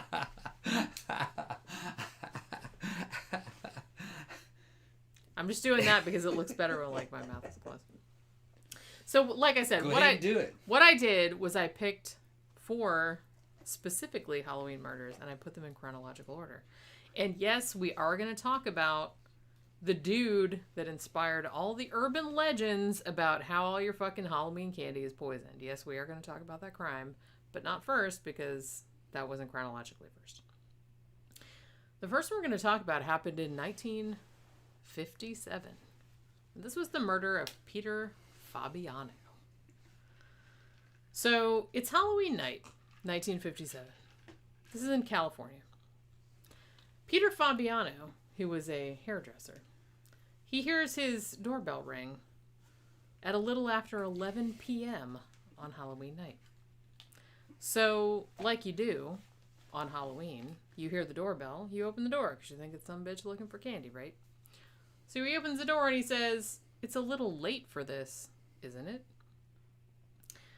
So what happens? Okay, so there's somebody standing on his doorstep who clearly looks like an adult.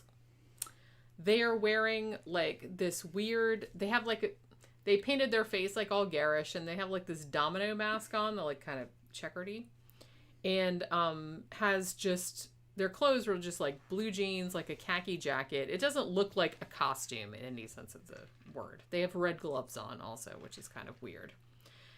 And this person who is standing on the doorstep is holding up this like paper bag, right? So this person just says to him, he answers the door and he's like, "It's a little late for this, isn't it? Like trick-or-treating."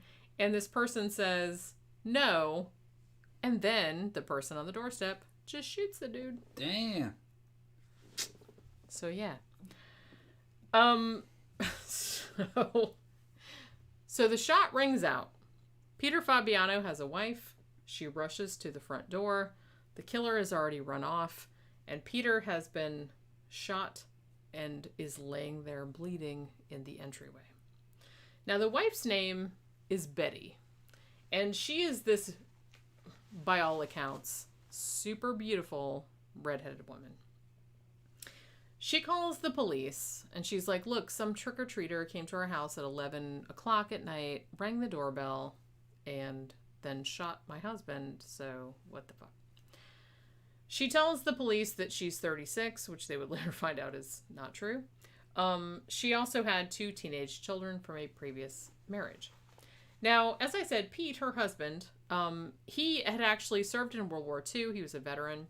And he later opened a beauty salon. And his whole thing, like, he was into, like, doing all the hair and stuff. And he even did his wife's hair all the time. And like I said, she was known kind of as this big beauty. This is in Sun Valley, California, as I said. Now, this crime, which the media dubbed the trick-or-treat murder, was a mystery for a little while, until the police started looking into the motivations of the beautiful redheaded Betty, who was the wife of the dude that got shot. Now let's go back in time a little bit. So there's this woman named Goldine. Goldine, you guys. Yeah, that's some shit there. Goldine. Isn't that fantastic? I love that fucking name. So her name was Goldine Pizer. She was 43 years old, and she was a medical secretary. Now, it would turn out, spoiler alert, that she was the one that had killed Peter Fabiano. But there was a whole fucking story behind this shit. So Goldine, she was kind of like, she also had red hair, but a little bit more, the newspapers called her matronly, which means fat. Not nice. Yeah. Yeah, just like fat and not attractive. That's kind of what they're saying with that. It's a diplomatic way of saying it.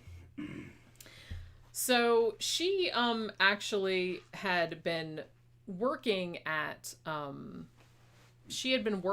the hair salon that Peter Fabiano owns. Now, she ended up meeting this woman named Joan Rebel, who was 40.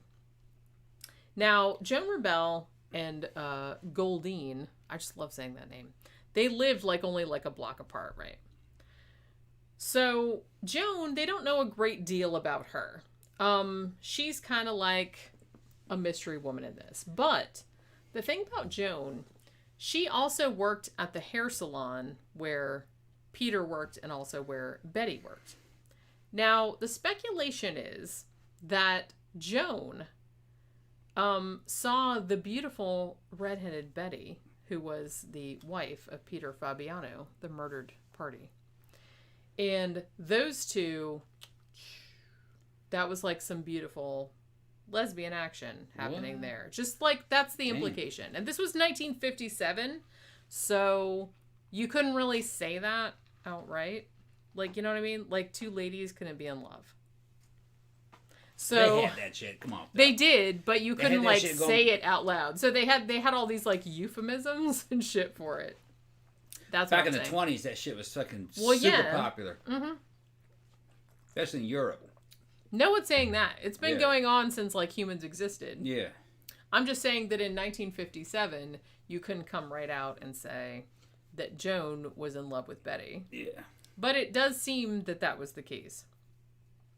So, evidently, looking into the crime, what it seems happened was that Betty, who also worked at this hair salon, had confided in Joan that Pete, her husband, was allegedly abusive. I don't know if he's physically abusive, emotionally abusive, something like that. But the way that she talked about it kind of made Joan be like, I'm gonna kill this motherfucker. Except she didn't want to kill this motherfucker. She got her friend Goldine, who I mentioned earlier. Hey, how about you go whack a dude? Well, we're not going to pay you. She didn't get paid, which to me is very strange. Like, I don't think that they paid her. Damn. Joan just basically said, hey, you're my friend, and this dude kind of sucks. So go kill him for Joan like bought her a gun and then was like, here's where their house is, like just go there on Halloween like in a costume and just blow his face off. Damn. And Joan was like, okay. She did it. Damn. She didn't even need any money. They were all crazy to begin with. They were all crazy. I'm just saying, if this was a situation, if I was at work with some woman and she was like, hey, I'm married to this dude and he really sucks, and it's like, I wish somebody would kill him. Yeah. It's like, somebody would need to give me a lot of money. Yeah. A lot of money. And have a plan for me to like an escape plan, like an exit plan, like something. Yeah, these people don't sound all that bright. Well, clearly, because the whole like plot was fucking, was uncovered like pretty quickly. Yeah. So yeah, but like I said, all she had to do was like go to this fucking poor woman and say, yeah, this dude is evil. You need to like go fucking shoot him. And she did it. She killed him. Desperate, man. She was desperate. Desperate for love. Like I said, I could understand if she did it for money. Like, hey, I'll give you like she did it for love. It's 1957. Yeah. You know, and they're like, if like I'll give you like $100,000. No, that's not what's going on though. They didn't have that kind of money. That's what I'm saying. But if somebody said that, I'd think about it. I'd be like, it was another time. It was another era. That's what I'm saying. It's like, this kind of shit is fucking crazy. So, like I said, the only money that she got, like I said, was to buy the gun with. And then, like, Joan didn't even have a plan. And so Goldine goes to the house, like, with her disguise on, like she's supposed to. She shoots Peter Fabiano, like, on his fucking front door. Yeah. And then she's like, she leaves, like, she runs away. And then she's like, oh, shit, like, Joan didn't tell me what to do to get rid of the gun, like, what I should do with it. So she's just like, her first thought was, oh, I'm going to take it to this fucking store, like a department store called Bullock's. And I'm going to put it's in downtown Los Angeles. I remember those Bullock's. And she's like, I'm going to put it in a storage locker. Like, why you wouldn't, like, dump it in a river or something? I don't know, because that would be my first thought. But apparently... she paid for it. She didn't want to lose it. But she didn't pay for it. Joan did. Joan paid for it. So it's like, like I said, these are not master criminals. No. And the weird thing about it is that I'm not sure that Betty, the wife, was in on this plot. Like, she didn't get, like, fucking indicted or anything like that because they figured that she didn't know anything about it. This was just something that Joan, who apparently worked with her and was, like, in love with her, I guess, and was just like, I'm gonna, like, tell this other person that I know to come to your house in a Halloween costume and kill your husband and then profit. I'm not really sure, like, what she thought was going to happen. You know what I mean? Like, after all of this shit was said and done. It just seemed like a really half-baked plan, is what I'm saying. But it's like, that was kind of like... So, yeah, so they find the gun. The cops find the gun because they're not completely stupid. So they do find the gun, and then basically they're like... Well, they catch the two women almost immediately, and they question them, and the two women, like, gave up the whole shit. Because... Mm-hmm. Like I said, not master criminals. I don't think they really thought this through. No. Is what I'm saying. And like I said, the shit nowadays is whether his wife Betty was, you know, having an affair with Joan. Did Betty know anything? Did Betty ask Joan, hey, find somebody to kill my husband? Like, they didn't really find any evidence of that. It almost seems like Joan took it upon herself to take the dude out just so she could run off with Betty. Yeah. It seems kind of like that. I don't really know if Betty knew anything about it. Maybe she did. But they couldn't fucking prove it. Scott's in there saying he's a half hour behind. And he read an interview where Dolph Lundgren said to fucking Grace Jones that all she ever wanted to do was go out and have orgies. And then he said, I can get behind that. I get behind that too. I get behind that. Yeah. Me, you, Grace, and the whole orgy thing. Imagine that, Jenny. Imagine that. Imagine that shit. Yeah.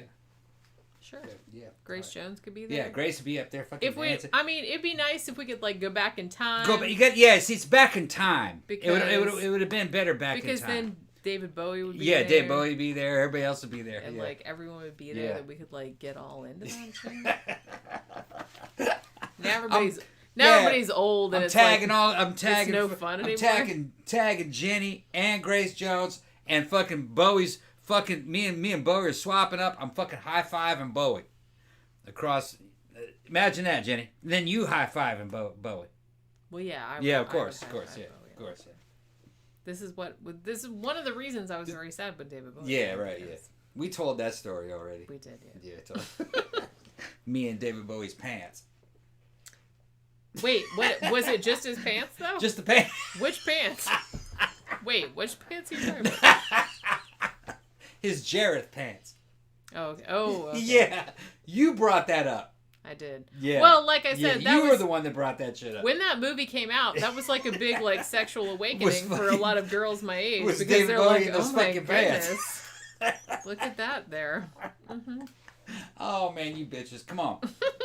All right, on to the next. Although, like I said, I liked that, but I'd already had my sexual awakening with Duran Duran and Indiana Jones. Yeah, I'll let you have. No, okay. Because that was my thing. And also Lurch from the Addams Family. Kind of like me and the Go-Go's. I know that's weird, but you know. Kind of like that time me and the Go-Go's went on tour. I wish I could. Where is that fucking picture? I don't know, man. It's when me. I had a picture of you. And the Go-Go's, yeah. Yeah, when you were like a baby. Yeah. Not like a baby, but like. They were using me up. Those girls. They took me on tour with them. Yeah. Yeah. Our lips are sealed. God damn it. Go ahead, Jenny. Go ahead. Zach says, "Hey, it's like I'm at a party. Jenny, you look good with that dude. Thank you. Yeah. Yeah, I do like this wig. It's like it came out nice. I first put it on. I'm like, oh my god, it's like so curly. But then like I brushed it and it was like much better. It actually does kind of look like her hair now. Mm-hmm. Khan says even Boy George could join. Yeah, Boy George would be watching. He could join. Boy George and Adam Ant getting it on over in the fucking corner. Yeah. Yeah. Adam Ant in that fucking Indian outfit. All right. With the fucking war paint on and shit. You know it's weird. And Susie's in it too. Oh, okay. Yeah, right. Susie's. I'm getting more into this as you're talking. Susie's in the clusterfuck also. With Johnny Rod. Well. And fucking Robert Smith from The Cure. Well. No, before he got fat. Maybe in 1979. It's like no hate. Yeah, he wasn't all that. Yeah. He was super cute when he was like super young. Yeah. But he has the same problem I have that like he can't eat anything without like ballooning out. So I sympathize with Robert Smith. Don't be but all right. I was kind of like, well, I was kind of more, like I said, I'm kind of more into like I said, Lurch from the Addams Family. Like, I was into, like, Andrew Eldridge was hot. Peter Murphy was hot back in the day. Back in the day before Martin Gore before from Depeche Mode. Super hot. Yeah. You know, Duran, like I said. Simon was my man, but Nick is good, too. The other three, I was kind of like, yeah, they're all right. It's weird because I feel like in my age contingent, I feel like everyone was kind of more into John Taylor. And I was kind of like, he's a good looking dude, but I was kind of like, meh. It was obvious that he was fucked up a lot on fucking coke and shit. I mean, you can look at him but that didn't come out until later. I could see it back then. Yeah. I could see it back then, but I mean, he's tweaking. Yeah. But, you know, just saying. Uh-huh. I could spot it back then.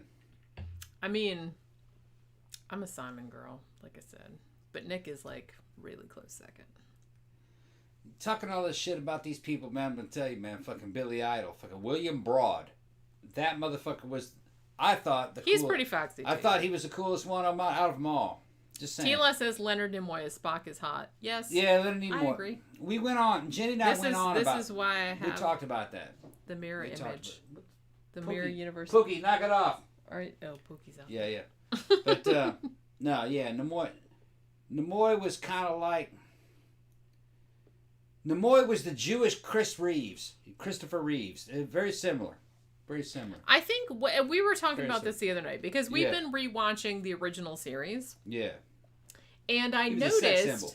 Yeah, I noticed. I don't think they expected that. I think that, you know, the Shat was like kind of seen as like the main sex symbol. But then, like, as the show went on, I think that people were, like, surprised at the female reaction to Spock. And, like, they were like, yeah, I'm into that. So it does seem like some episodes in the third season... They were all about Spock. Which, yeah, and, like, there would be some plot device where he would be like, oh, I'm reverting back to, like, my pre-Vulcan, like, you know, savagery or romanticism or whatever. Let me give a male translation to our male audience of what was just said. When they came out with fucking Star Trek, the writers were male. They thought they saw Kirk as the main sex symbol. So, like, obviously they don't know anything about about feedback girls. By the time definitely by the time the third season came back, the fucking writers of the fucking show had realized that the female response to fucking Spock was fucking hard, all right? The females loved fucking Spock. Mm-hmm. So they had to write episodes about Spock and women. And you see it by the third season a lot. For men, they identified a lot with Kirk. But those Kirk's are cool too. But those are very common alpha male traits that Kirk had. Spock had the Sigma male traits going on, which women respond to, just, I think, better. Okay. And so what they did is if you notice, there's a couple of those episodes that are written around Spock very close to they're basically romance novel type things, type plots where Spock is the sex symbol. He's resisting the woman. He's resisting it. He loves her, but he doesn't want to say that he does. And this is an aphrodisiac to women. Well, that is a romance novel trope for a reason. Right. Because, and like we said, we were talking about the one where they go to that library and then they go back in time to like different time periods, and like Kirk goes to one time period where like the fucking Three Musketeers live, and then fucking Spock and Bones end up in like some Arctic wasteland like thousands of years ago. And what ended up happening there was that Spock, because it was, how many thousand years ago was it? 5,000? Well, it was 3, like 5,000 years, but not in our history, in an alien planet's history. Right. It wasn't our history. But they used that as a device to say that Spock was like reverting to a time to his where, primal era, like before Vulcan had decided that we're gonna like overcome our emotions. Yeah, they were more like Romulans. Right. So Marriott Hartley was there, in a little bitty hot fur. ass shit in that fucking fur outfit with the fucking. Can you believe we were super drunk when I was watching this? Man. And he's like, "Oh, I know who that is." I'm like, "Yeah, I know who that is too." And then like 40 minutes in, like just magically, I was like, Marriott Hartley. I was like, how the fuck did I pull that out of my ass? It was the thighs. Those thighs got you. Was it? Yeah, the Okay. thighs got you. You remember it. And I remembered She was hot. Yeah, I yeah, just she was remembered hot. her name. Like, I don't know how I remembered that Yeah. because that's how my brain works. But so him like falling in love with Marriott Hartley's character. I can't remember what her character name was on the show. But that's like a popular like romance novel trope, is that a dude like Spock who ostensibly cannot feel any emotions or doesn't show any outward emotions, and you are the one woman Breaking who that can ice. bring that shit out of him. Break it. That is like catnip. Yeah, so they start writing women. stories Catnip. about that. Because you're about special. Spock. Right, yeah, exactly. Women just like to be special. Exactly. That's Exactly. And I got to give fucking props to Nimoy. Okay, Nimoy, like I said, that's the Jewish Christopher Reeves. You know what I mean? Fucking Kirk. Yeah, Kirk. Okay, fucking Shatner. William Shatner is Jewish too, but I think he was more adopted. Genetically, he just looks like a fucking. I think he converted. I don't think or some of his ancestors converted. Nimoy looks Jewish, but that's like fucking high quality Jewish genetics. You know what I mean? Fucking if you go back, Leonard Nimoy was a beautiful. That's Jewish male sexuality at the fucking highest order. Sexy. The women fucking loved him. Just well, saying, like I said, he had unusual features that worked. That's what I'm saying. Right? Yeah.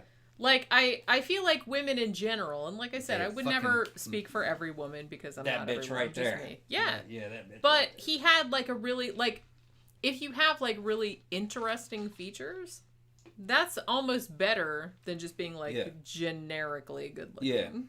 Because if you're generically good looking, then you're very forgettable. I'm just saying, in general, men, they're going to relate to fucking Kirk. Women, they're about the Spock. They're just saying. Well, and Spock's personality is very similar to my personality. Right. And so it's like every time we watch the original series, he laughs at me because it's like every time somebody like gives Spock some shit, I'm like, stop picking on Spock.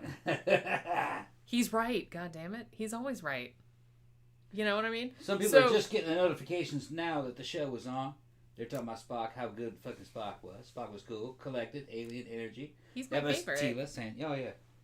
And like I said, I cultivate my own Spockness in my own life. Yeah. That's like I said, he's very similar. A lot of the he's shit, very similar to my own personality. Tila, you gotta understand something. A lot of shit has been lost over the decades. Spock is a Jewish character, very much so. Okay. Nimoy wrote that.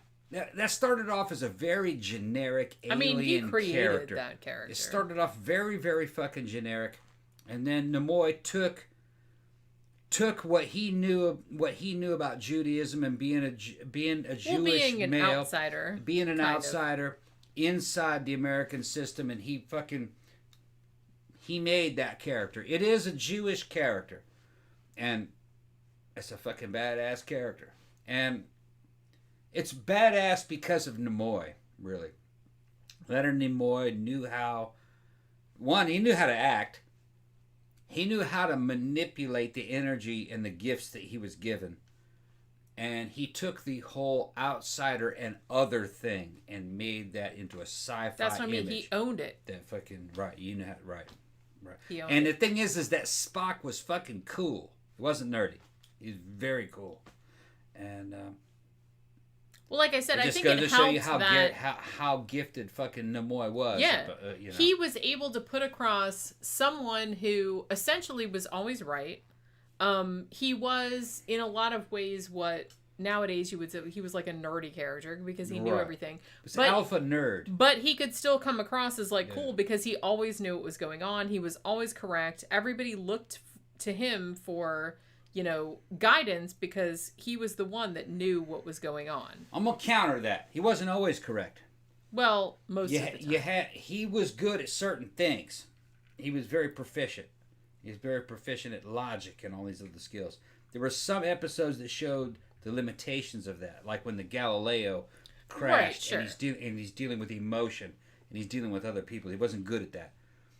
That was the good thing about the Star Trek, the original series. One, it was theater, but it was also philosophy, and it reflected reality.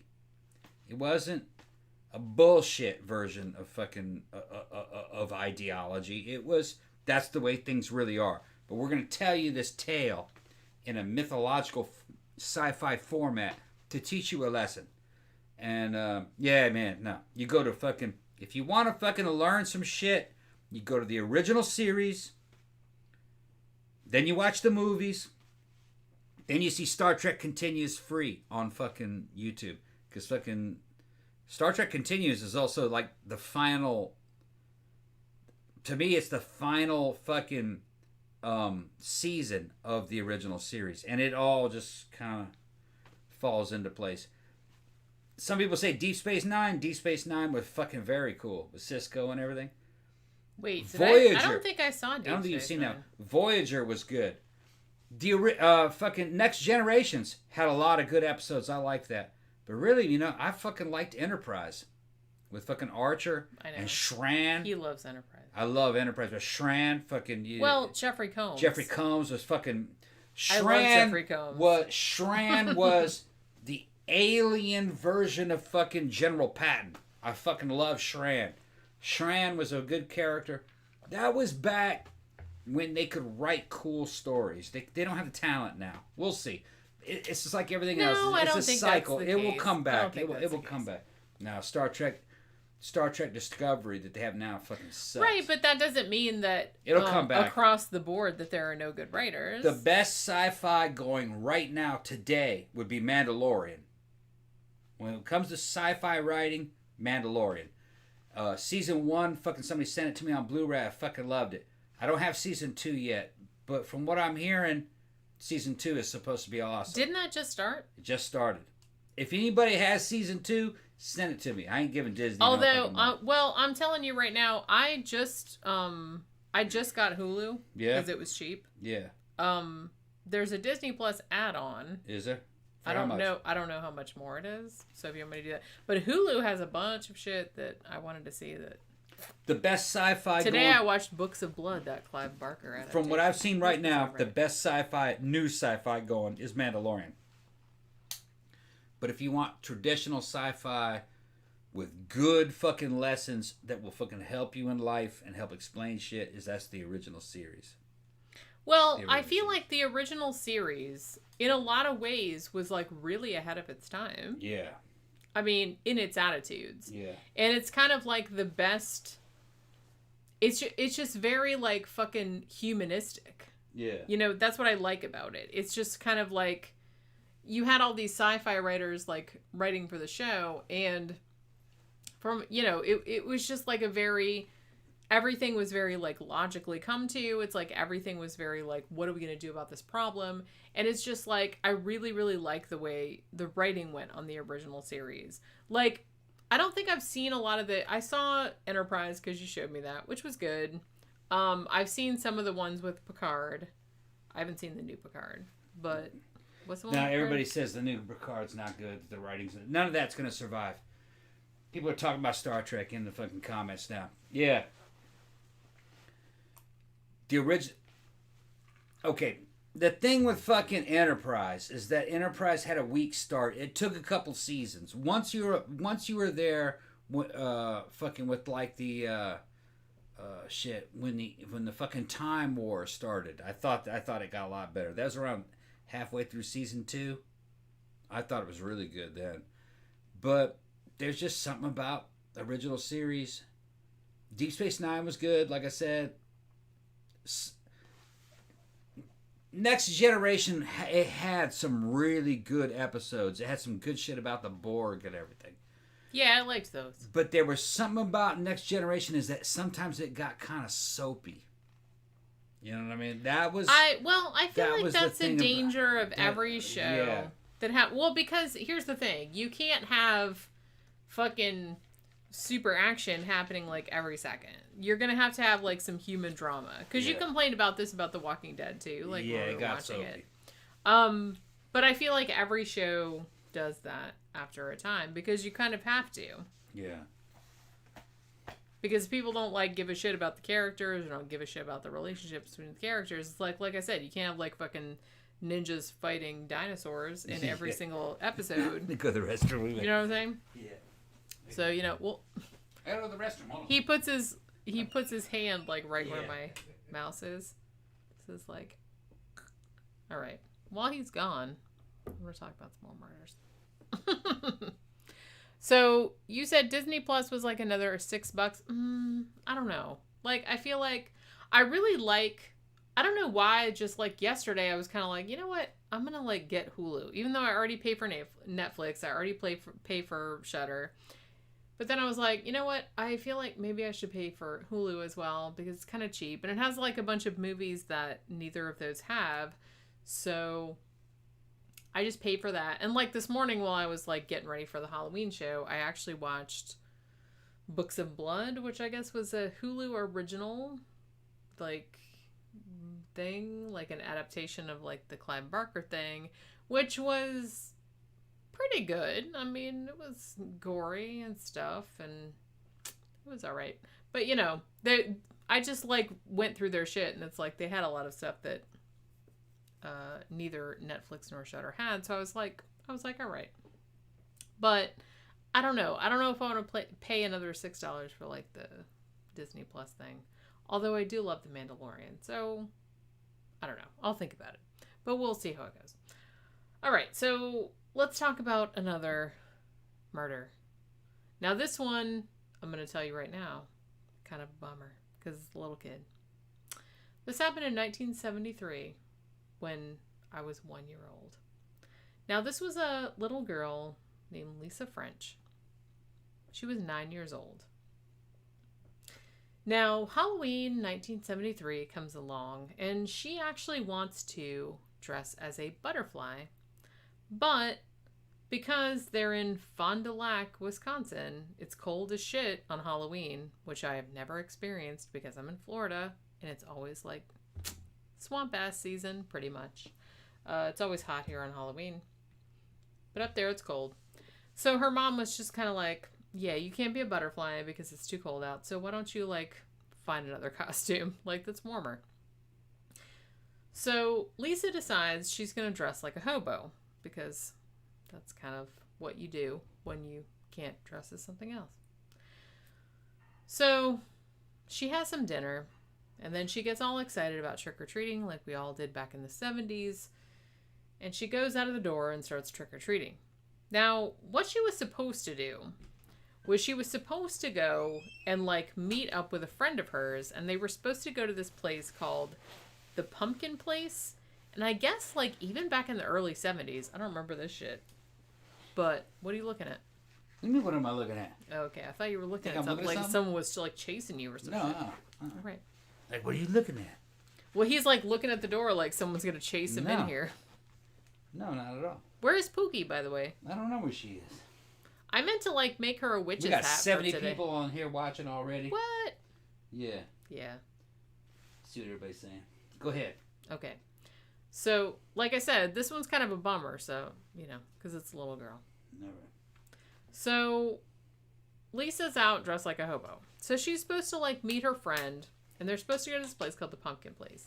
Now, some of the parents had, like, put together this kind of, like, shit, even back in the 70s, like, for the kids to hang out in. I'm gonna find Pookie. Called the Pumpkin Place. There he goes. Pookie's in the top apartment. Oh, okay. She's sleeping in at this time of day? Yeah, I know. It's ridiculous. Holy crap. Sun's just going down, which means we're probably going to have trick-or-treaters here in a bit. Well, you think that, like, the little ones always come before. There's no telling. We'll see how it goes. There's no telling. Like I said, if they don't come, I'm eating all that fucking candy. We got a shit ton of candy. We did. We got a huge bag at Sam's. I bought that high quality candy. We'll get the good shit. Just in case we had to eat it all. Get the good shit. Yeah. Get the Snickers and Milky Way and Twix. And, yeah. Oh yeah. Yeah. Three Musketeers. Yeah, don't get the like fucking Smarties. No, I got the good shit. Fuck that. We live in a fucking high class neighborhood. We're gonna get the fucking good shit. Gonna get the good shit. Hold on, give me my hand. Put that right there. Put that there. Got a hand on my shoulders guiding me. Oh, Is shit. it? Okay. Yeah. But yeah, so, alright. So, Lisa... Are you fucking her? Are you fucking her? Wait. Who are you fucking? This is getting weird. Yeah, okay, alright, yeah. Okay, yeah. Now, like... Yeah. unattached hands Yeah, are yeah. like now. Yeah, Okay. they're coming in here getting at you. That.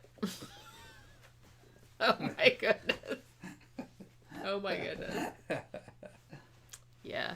This fucking dress, y'all. Yeah. So, well, The ticker tape's in front of them. I'm glad. Yeah. Well, because here's the thing. What are you doing? Hands Okay. running away. Oh, I is got he? it. If you guys have seen Fright Night, you guys know that, like, the dress she wore when she got, like, vampirized or whatever was very much like the Marilyn Monroe dress. So, other than, like, it had, like, a big, like, fucking white waistband. But I figured that wouldn't show, so I just bought, like, a fucking Marilyn Monroe dress. Because it's a halter. It's like, it looks close enough. Also, this dress, like, super see-through, so I had to buy a slip. Also, I had to buy one of those weird, like, stick-on bras because I don't have any white bras. Yeah, I'm telling you, man, that shit can't support those fucking mountains. That's what I'm saying. No. So I got, like, one of those stick-on bras, and I Like put you it on said, earlier, it's and I'm like, No. is this even... That's 20 pounds of titty right there. Fucking, there's no way. This fucker's huge, man. I was so annoyed. So annoyed. Like, he loves it. We're gonna sell videos. I of that loves shit. it. He loves it, but I'm just kind of like, really? Really? I'm putting this shit Hey, on. man, It's like, fucking- oh, it's supposed to, like, push it up. Yeah, that's not No, not not with happening. that. Not with That's those not massive happening. fucking mounts. They're so No, heavy. that's fucking porno shit That's right so there. heavy. That's like So it's porno kind of shit. like, it didn't work out so much. But I was just kind of like, well, at least I will put the white dress on and I will be confident that no one Yeah. will, like, see anything through the shit. So... Take your ass to Vegas, make some big bucks with you. Okay. No, stop. Crazy. He is constantly trying to pimp me out. No. Don't say that. People might believe it. I try to pimp out my fucking dudes that I know. I'm just gonna Like I'm little going farther Matt. I'm back trying to so pimp that- out Matt all the time. Matt, you are sitting on a gold mine, bro. Fucking take your ass up to Vegas, put you in the fucking stable with the rest of my mares. You're gonna make He all has a kinds of stable money. of mares. A whole stable of mares. Most of them are boys. Matt, fucking who else is in my stable? Matt. We just saw Matt the other day. Yeah, fucking, and then I fucking talked to goes him to- drunkenly about. Yeah. Dude, I talked to him drunkenly that well he was getting into voice acting. Yeah. And I was kind of like, "Oh man, I've just gotten into like, doing all the fucking audiobooks and shit." And I was so excited about doing my Legend of Sleepy Hollow shit that I Yeah. did for Halloween because I was just kind of like, "Oh man, I love this story." And I was like so happy to like fucking read it. Even though other people have read it, but I was kind of like, I'm getting into it. So we were super drunk and we were like talking. Well, I was drunk. I don't know what he was on because, he likes substances. I'm Yeah. just, so I don't ever know what he's on when I see him. But he's a nice dude though. They're telling me to drink up and shit. No, I'm trying to stay under control, bro. Ooh, this Bloody Mary is delicious though. Yeah. How much you got left? A lot. Okay, good. I'm only on the second Okay. case. All right. I mean, we're already at 2 hours. Yeah. We need to get this show fucking done. Sometime today. Well, we will sometime. Sometime. Okay. But it's because Halloween. I think they're going to start knocking on the door here in a minute. It's Halloween. All right. I don't know, man. It's pandemic. Yeah. I We'll don't see. know if people are going to be, like, knocking on the door or no. We'll see. We have, like, lights out. Yeah. We have, like, those fucking, the lights Projectors. the projector Ghosts lights. and We have fucking- ghosts, and we have, yeah. like, white ghosts, Bats. and we have purple bats. Yeah. We have all that on the front, because we're lazy. Yeah. What are you looking at? Making sure the fucking pumpkin's there. I've been covering up the pumpkin. I need to come back here. Yeah, I need to go back up. out. I need to back Get up. out of the way. I need to get like way back here. I spent a lot of time carving. Yeah, see how small I get? See how small I get? I'm gonna get small back here. Can you guys get still hear small? me? Probably. Well, Because I'm more free to move back here. you can go back there. Just yell when you talk. Can you guys hear me? Go ahead. Give me a sound check.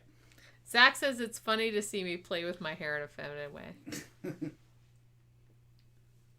Well, I have a lot of hair, but Because I am a Okay, I am a no bullshit person, so it's like I have very long, very thick hair, so I usually like pull it all back because I don't really have the patience to like fuck with it normally. So having this wig on is very weird because it's like I'm not used to like having hair right here that I have to move. Yeah. Oracle says we can hear you. Okay, good. All right, so like I said, here's this poor 9-year-old girl. She's dressed like a hobo. She's going out trick-or-treating. Now, she's supposed to go to this place called the Pumpkin Place, which all the parents had kind of like put together. It was like a safe space, whatever, back in 1973. You're all supposed to go there. Now, she's supposed to go there, but she goes there, and the friend that she's supposed to meet there had like actually gotten into trouble. And had gotten, she wasn't allowed to go out. She got grounded. So Lisa was like, okay, well, fuck it. I'm just going to go out by myself because I'm 9. That's just what I do. Now, she goes to one house, it's fine. She goes to another house, it's fine. Now, she goes to the third house and not so fine. So she only got to like fucking 2 houses that night, right? The third house she goes to belongs to a dude named Gerald Miles Turner Jr.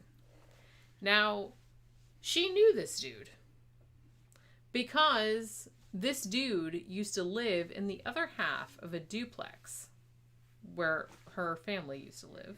So they were like friendly. So she didn't think anything about it. Like I said, she goes to the first couple houses, she gets candy, she goes to this house, she's like, hey, Gerald, what's up? And, yeah, that's, like, how it ends up fucking... So apparently they were, like, friends. So he, like, is like, hey, why don't you come inside? And she didn't think anything of it because she knew him. He was their neighbor previously, so she didn't think anything was wrong. Now, what ends up happening, though, is that she's like, okay, fine, I'll come inside. Fucking Gerald takes her into a back bedroom and then rapes her. Damn. She's 9. Yeah. She's 9. And then, or so he says, oh, well, I was raping her and suddenly, she wasn't breathing. No, and he killed her. She fought back and he killed her. Yeah, I kind of feel like that's what happened too. But you know what I mean? That's kind of like... Yeah, so he said, oh, she's not breathing. I tried to resuscitate her. My girlfriend came home. It was this thing. And so he put... Evidently, his girlfriend comes home while he's in the middle of this situation. And he puts... socks on his hands. I guess he didn't have any gloves. And he moves Lisa's body, which at this point, I don't know if she's dead or if she's like, I don't know. But he like moves her to the master bathroom. He's like, yeah, I'll like deal with that shit later on. So his girlfriend comes home. He comes out like he's in a bathrobe. And he's like, yeah, I don't feel so good right now. Like, but the girlfriend said that while she was there, she's like, man, he was acting really weird. Like, he kept going back into the bedroom. Like, there was something in there, like, that he needed to check on. And she thought that was really weird. Back there molesting on that dead body. Right. Or, like, checking on it. Yeah. And it's like, oh, my God, this is, like, fucking horrifying. So, like, the girlfriend thought it was weird, but, like, not weird enough to, like, call the cops. Because, like, you know, why would you? You wouldn't think your fucking boyfriend was doing this kind of shit. So the girlfriend is like, okay, whatever, man. And then she goes to her mother's house. It's Halloween night, you know, shit's going on. So after she leaves, Gerald puts fucking Lisa's body, because apparently she's dead now, he puts her in a trash bag. And all of her stuff, like all of her bag and everything, he puts it in trash bags. And then he like drives it out of town a couple of miles and dumps them in a field. Now, meanwhile, Lisa's parents, obviously, are just kind of like, okay, well, she was supposed to be back by 7 o'clock because they were supposed to go do that thing with the friend, and it's like, that didn't happen, and So she didn't come back by 7. So the mom is like starting to freak out, as you would. And then 3 more hours go by. 10 o'clock. It's like Lisa is still not home. And the mom flips out. She calls the cops. Everybody. Like the neighborhood, they all come out to like look for this little girl. They all put like, and they can't find her. So they're all like putting fucking signs in the windows. Shit like that. They call the cops. Cops start a search party. The cops search all night. They can't find anything. They said that like 5,000 people joined this fucking search looking for this little girl. They call in the National Guard. They call in fucking like dudes that owned like planes and shit. Call in for this stuff. They're all like looking through the shit. They go through all the bodies of water in the area. They're looking everywhere for this little girl. They do like fucking flyers, 6,000 flyers everywhere. Now, later, there's this farmer. And he's driving around in his tractor like you do on a farm. And he finds 2 garbage bags on his property. And he's like, what are these doing here? So he opens them up. And guess what? There's a little girl's body in there. Yep. So. Damn. Yeah. So I'm telling you. So like I said, it's a Halloween show, but it's kind of a bummer. Yeah. It's kind of a bummer. I'm listening to these bitches in the comments saying, what do they say? I keep playing with my hair and that this is the hair I had when I was in the 5th grade. Fuck you, bitches. It's a wig, man. It ain't hair. It's a wig. The shit's itching. Shit itches, man. I kind of like my wig, actually. Yeah, shit itches. It's kind of It's fantastic. like having a fucking rug on your head. A 70s shag rug. Like I said, I'm not used to having hair this close to my face because I always used to like... Because I have...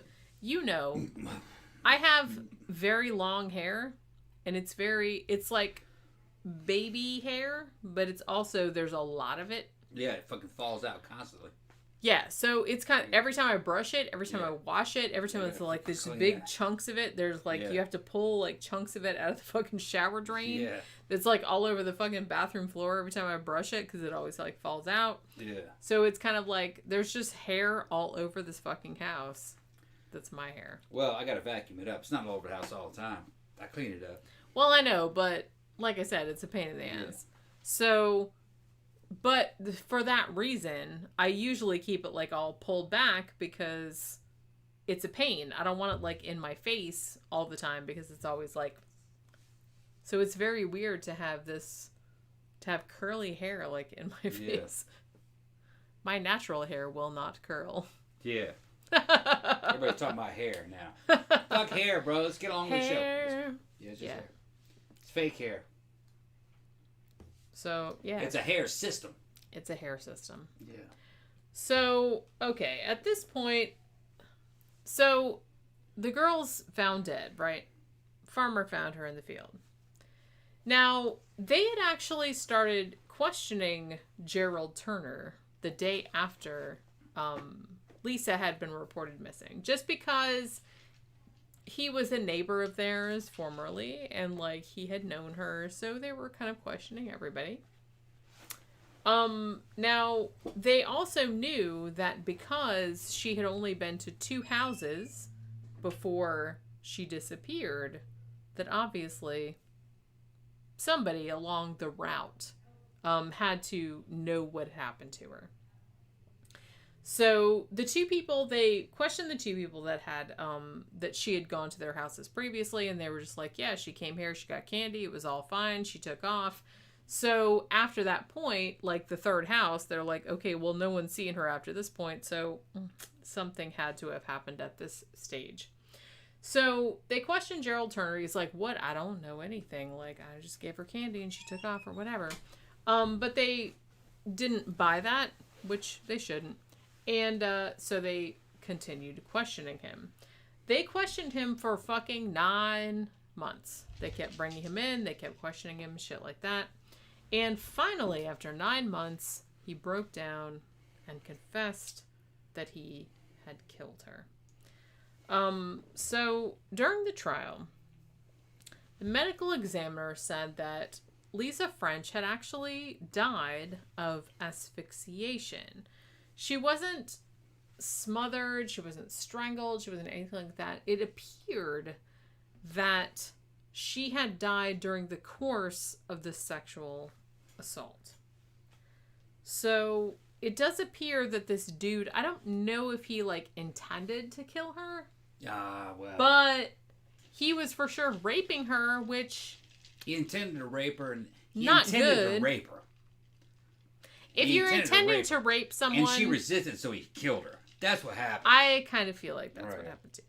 Like, he's kind of like, oh, like, I was raping her. It was an accident. It's like... No. That doesn't make it any better. That doesn't make it any better. If you buy that, I got a bridge to sell you. That doesn't make it any better. Yeah. Because if you're raping her, then already... Yeah, you've already prison fucked up. forever. Right. She's 9. Come on. He saw her and he goes, I'm a rape it. Well, like I said, she used to live in the other side of the duplex. Like, so they were like neighbors previously. He probably knew, yeah. So he had probably been thinking about that shit for like forever, which... Or he saw her, it was a few years later, and he's like, that looks pretty good. I'm gonna rape that girl. Oh, she's 9 now. Yeah, she's grown up now. I'm gonna get her. And then she fought back, and it wasn't the way he imagined it, so he killed her. Because she probably was like, I'm gonna tell. You know what I mean? And he's like, oh, you're gonna tell? So. Okay, I'm gonna kill you then. It's probably what she did. I'm gonna tell. I hope she did. I mean... Well, no, she couldn't tell. She was dead. I know, but it's like, I hope she fucking fought him. I hope she fucking hurt him. That's she started fighting back, and she said, I'm gonna tell everybody. I'm gonna tell. You better let me go. And he's like, oh, well, if you're gonna tell, then I gotta kill you. That's what happened. Because her mind didn't jump to that he would kill her because she was going to tell. I mean, I kind of like, when I was She should have said, I wouldn't tell anybody, and then he lets her go, and then she goes and tells.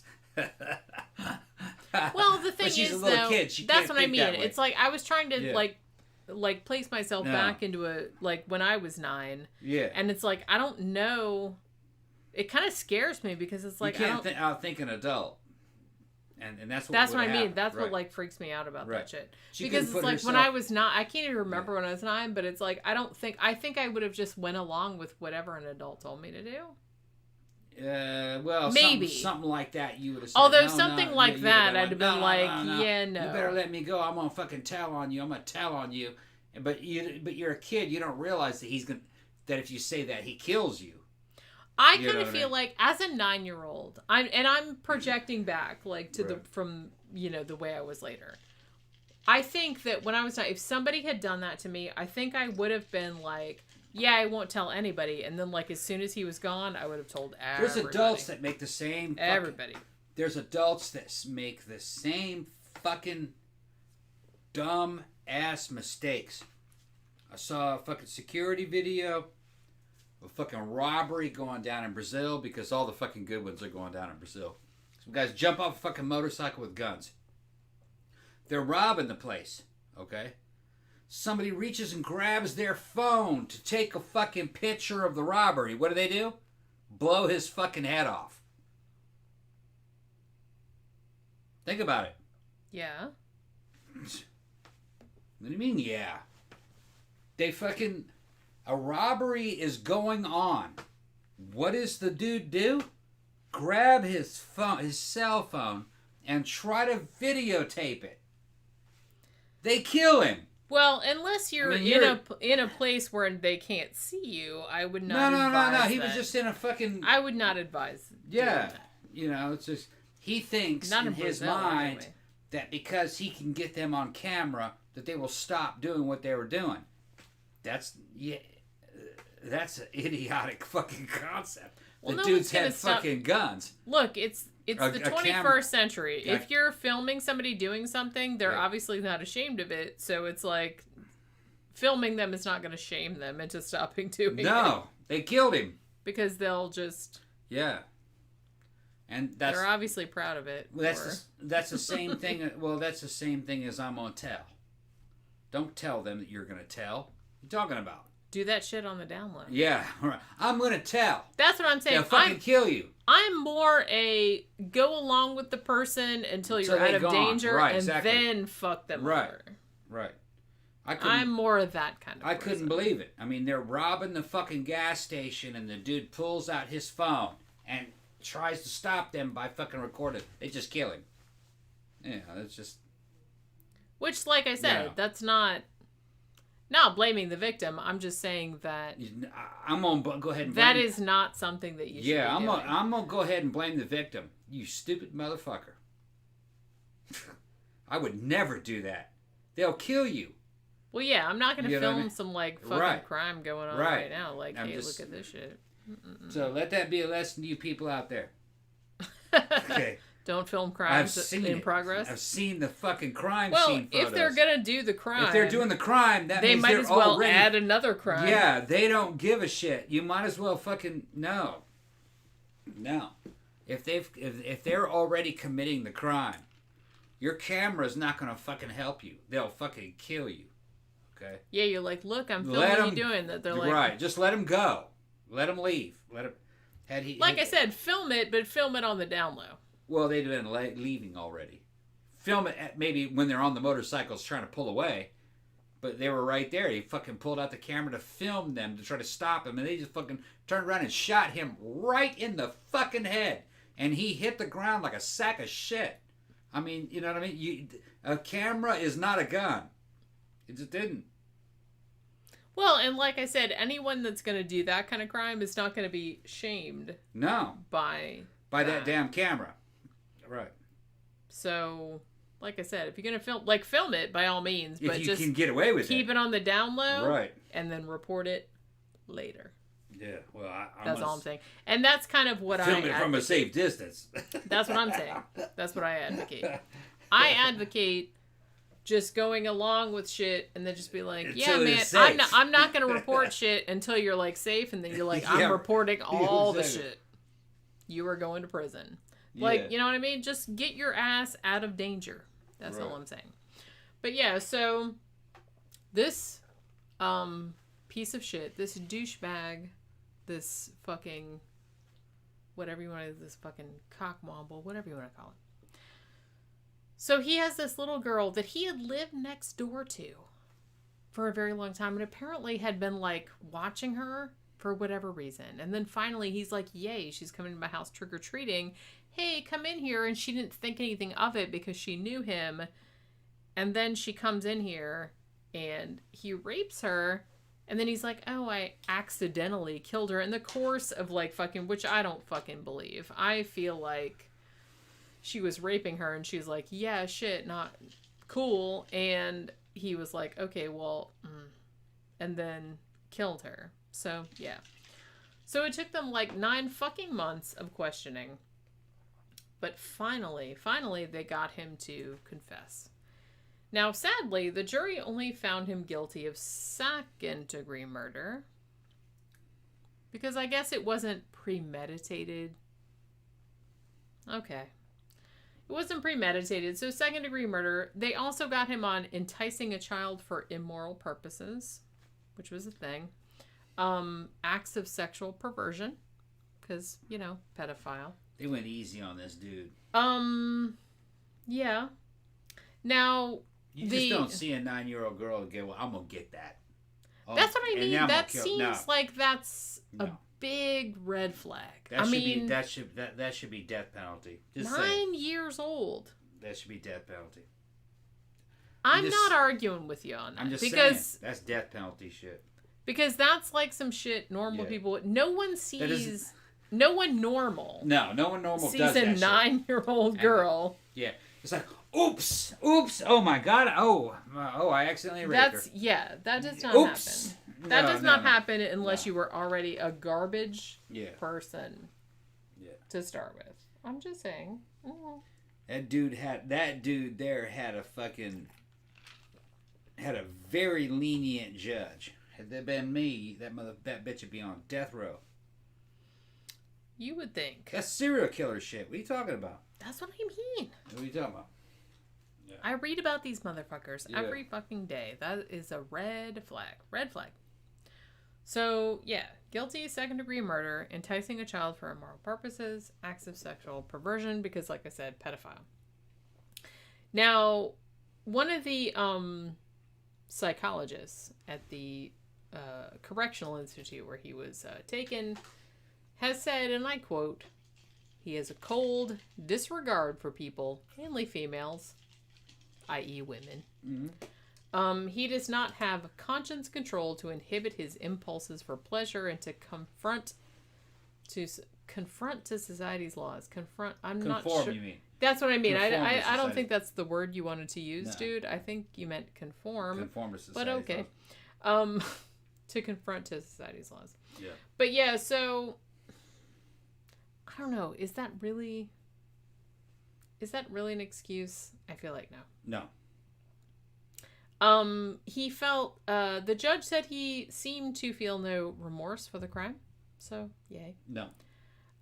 He was actually paroled. He served 17 years and was paroled in 1992. He went to live at a halfway house. Now, he was paroled? Yeah. Paroled at what, 72 years old? Well, he was, he'd been in prison for 17 years, and he was paroled in 1992. He was put in 1973. That bitch needed to die. Let me go to the restroom, hold on. Probably. And I gotta check the fucking front door. Yeah, make sure there's no... Bring us some candy. So he goes to live at a halfway house. Now, understandably, when he gets let on a parole in 1992, the community is, like, not having it, which, you know... Obviously. Fond du Lac, Wisconsin. They're just kind of like a bunch of them got together and they're like, we are going to file a civil lawsuit against the government for releasing him onto the streets. So they basically said, you guys like fucked up and we don't want this dude like running around. So their lawsuit actually worked. Turner was actually put back in prison because the state said, yeah, we fucked up. We should have let that dude out. So they put him back in prison for a little while. But then he was going to be let out in 1994. But at that point, they're like, well, 1994, it's like, maybe we should put him in a mental institution because... In some ways, like, mental institution is good because it's like it's treatment and everything, but mental institution is always kind of a thing where they put people who are like, well, we don't know when we're going to let them out. So it's kind of like we don't have like the end of the sentence where we had to let them out. So that's kind of like what happened in this situation. So they put him in a mental institution. So 1998. Gerald Turner actually goes to court again. Now, he's saying at this point, look, I'm not a sexual predator. I've been in custody for this many years. I shouldn't be in this mental institution, whatever. Everything is fine. And at this point in 1998, a jury says, okay, that's cool. And they let him out. Now, they let him out. And he went to a halfway house. However, only a few years later, he's still kind of on parole. He's still kind of being watched or whatever. Oh my goodness. Yeah. I got some candy. He brought me some Halloween candy. Oh my goodness. Look at that shit. Look at the bounty of Halloween candy. We have not had any. I haven't heard the doorbell. No, it hasn't. Nobody showed up. Well, I kind of thought that might happen. So like I said, he's like... So we're going to get all the candy. Oh. That's all right by me. So he gets out. Fucking you. Look at you with your fucking shirt. You don't even fucking realize that it's like... No, it's supposed to be like that. That's the way it was in the movie. That's the way it was in the movie. He had that shirt. It's not a shirt. It's an overall. Yeah, it's like he got the Dickies, over the jumpsuit. It's exactly what he was wearing. It's a whole jumpsuit. That's what his prison uniform was. Mm-hmm. Yeah. I gotta admire, you went all out. Yeah. I was impressed. I looked at what he was wearing. I got it. I was impressed. And this is supposed to be his fake hand. His fake hand was his own hand with a glove on it. Well, it wasn't but his it's not. own hand. It was a robot hand. It was supposed to be, but that's not what it was. It was his own hand. Well, duh, In I know that. reality. But in the universe of the movie, Yeah. it was like a robot hand. But yeah, it wasn't really a robot. It was a prosthetic. A prosthetic hand. Yeah. They could like do... And He could put it out and it would like crunch it. And the thing that killed me about that movie was that they gave him a prosthetic hand, which was like several times more powerful than a human hand. They could like crush a person's neck. Yeah. Like in there. Like, I'm not sure they would do that in real life. It was just levers. It was on a rubber. It was on a fucking leather strap. So it's like if you... It's like, we're not saying to do this, but it's like, if you wanted to, theoretically, you could take this fake hand and just like crush someone's windpipe very easily. And he's just like... It was strong. I don't remember But he that. couldn't draw cartoons with it. That was a problem. He could crush your ass with it though. Which was the next best thing. Yeah. But yeah. These are good. Look at all this. Look at this bounty of candy. What time is it? It's 7:20. Okay, well, I feel like little kids would have come to the house by now. We haven't had a single They're doorbell. not coming. Well, like I said, it's pandemic. I feel like people are like going to do other things during Halloween, so it's like they might not be trick-or-treating. Which is okay with me, because I'm just going to eat all this shit. So yeah, 1998, this douche shows Michael's up in- asking if I shave or my naturally hair does. Michael, you gay? No one is naturally Are hairless. you gay, bro? You into the male body? No one is naturally hairless. I'm a Are man they? of that fastidious fucking grooming. I groom my shit. Okay? I'm like an ancient Roman. I shave everything. Shave and trim. That way you're presentable. Porn star style.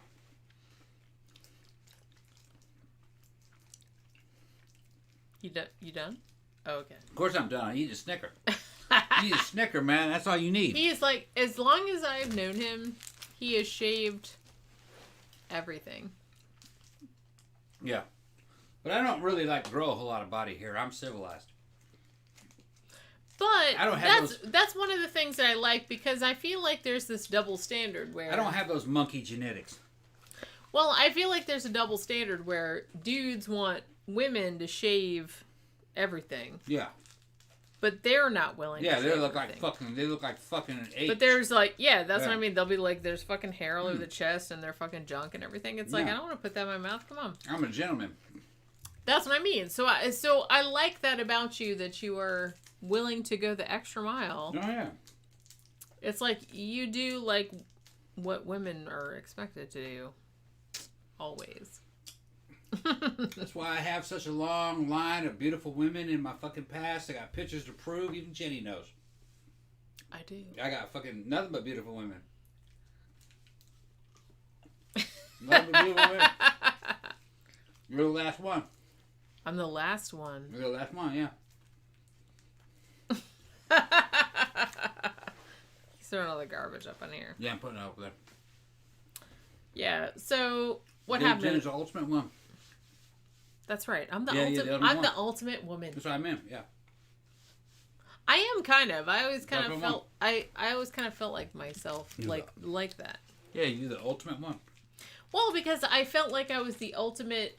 No, I'm like the exact middle ground between the best feminine qualities and the best masculine qualities. Oh, you got masculine qualities?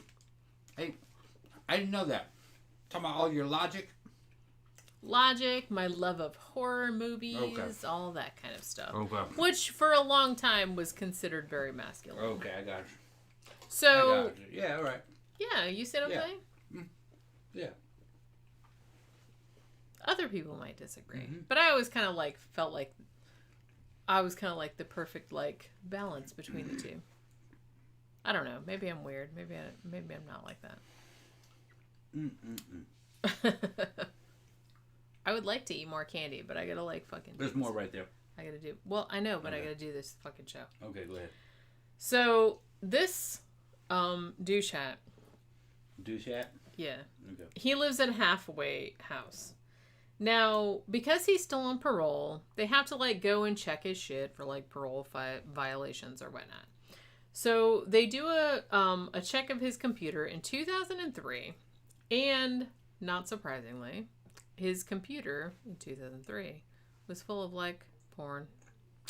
Now, it wasn't necessarily child porn, but any kind of porn was a parole violation. So he gets sent back to jail. Now, at this stage, I believe the last time I looked up the shit, he is being considered for parole again, but I feel like no one's really like all that excited about letting him out because you see what happens when that happens. So, you know. All right. So the next case we're going to talk about is the very famous man who killed Halloween. That's what they call him. Because he's the dude that was behind all the urban legends. Oh my god. I can't even compete with this. I can't compete with this. Do you even have, like, underwear on under that stuff? Yeah. Okay. I was kind of afraid he was going to, like, unzip some stuff and, like, some fucking... The zipper's all fucked up. Okay, some fucking dick now I got was it. gonna... Now I got it. Okay. It was open on both sides. Fucking I had dick to, was like, going to pop reset out. it. I don't know. Reset it. No, I got underwear on. What are you talking about? T-Li says when you guys eat candy, you have to tell us what it is. Mostly, it's been... We got the big thing at Sam's. Oh, hey, there's still candy in that. Three Musketeers, Snickers, Twix, Milky Way. And Twix and Milky Way. The 4 food groups. All 4 food groups. I like it. Yeah. That's the real shit there, man. And cupcakes are the 5th food Yeah, group. we got those too. Got 2 more cupcakes. We'll probably eat we those got later. More, we got more cupcakes waiting on us. Ow. Gives me that 3 Musketeers. So much 3 candy. Musketeers are better when they're frozen. They are. Yeah. I'm like into... I like the Snickers. I like the Twix. You know what I mean? Yeah. All right. So we're going to talk about this fucking douchebag who inspired all the urban legends. You know urban legends, like when you were growing up, about some asshole is going to like put poison in your candy or put like razor blades in your apples or whatever. This dude is the reason that all that happened. And he was related to the kid he killed. So, here we go. This is Ronald Clark O'Brien. This happened in 1974 when Jenny was 2 years old. He is nicknamed the Candyman and the man who killed Halloween. Now, what happened? We're on story 3? This is story 3. And how many do we have? 4? 4. Okay. You're good. Like I said, I'm doing them chronologically. Just trying to get the fucking time right. Let me see what we got going on. 7:27. It's still early. Yeah, it's like we're all right. Yeah, you guys all good out there? You're good? It's I'm okay? drinking Bloody Marys. We're drinking... Yeah, 3-hour shows all right with you guys? All right. Wait, we're at 2.5 hours? It's Right. good, though. It's a It's going Halloween to be a show. 4-hour show. It's a Halloween Okay. show. I'm, like, not concerned about it. Yeah. I'm just playing with my wig because I'm not used to having this hair over here.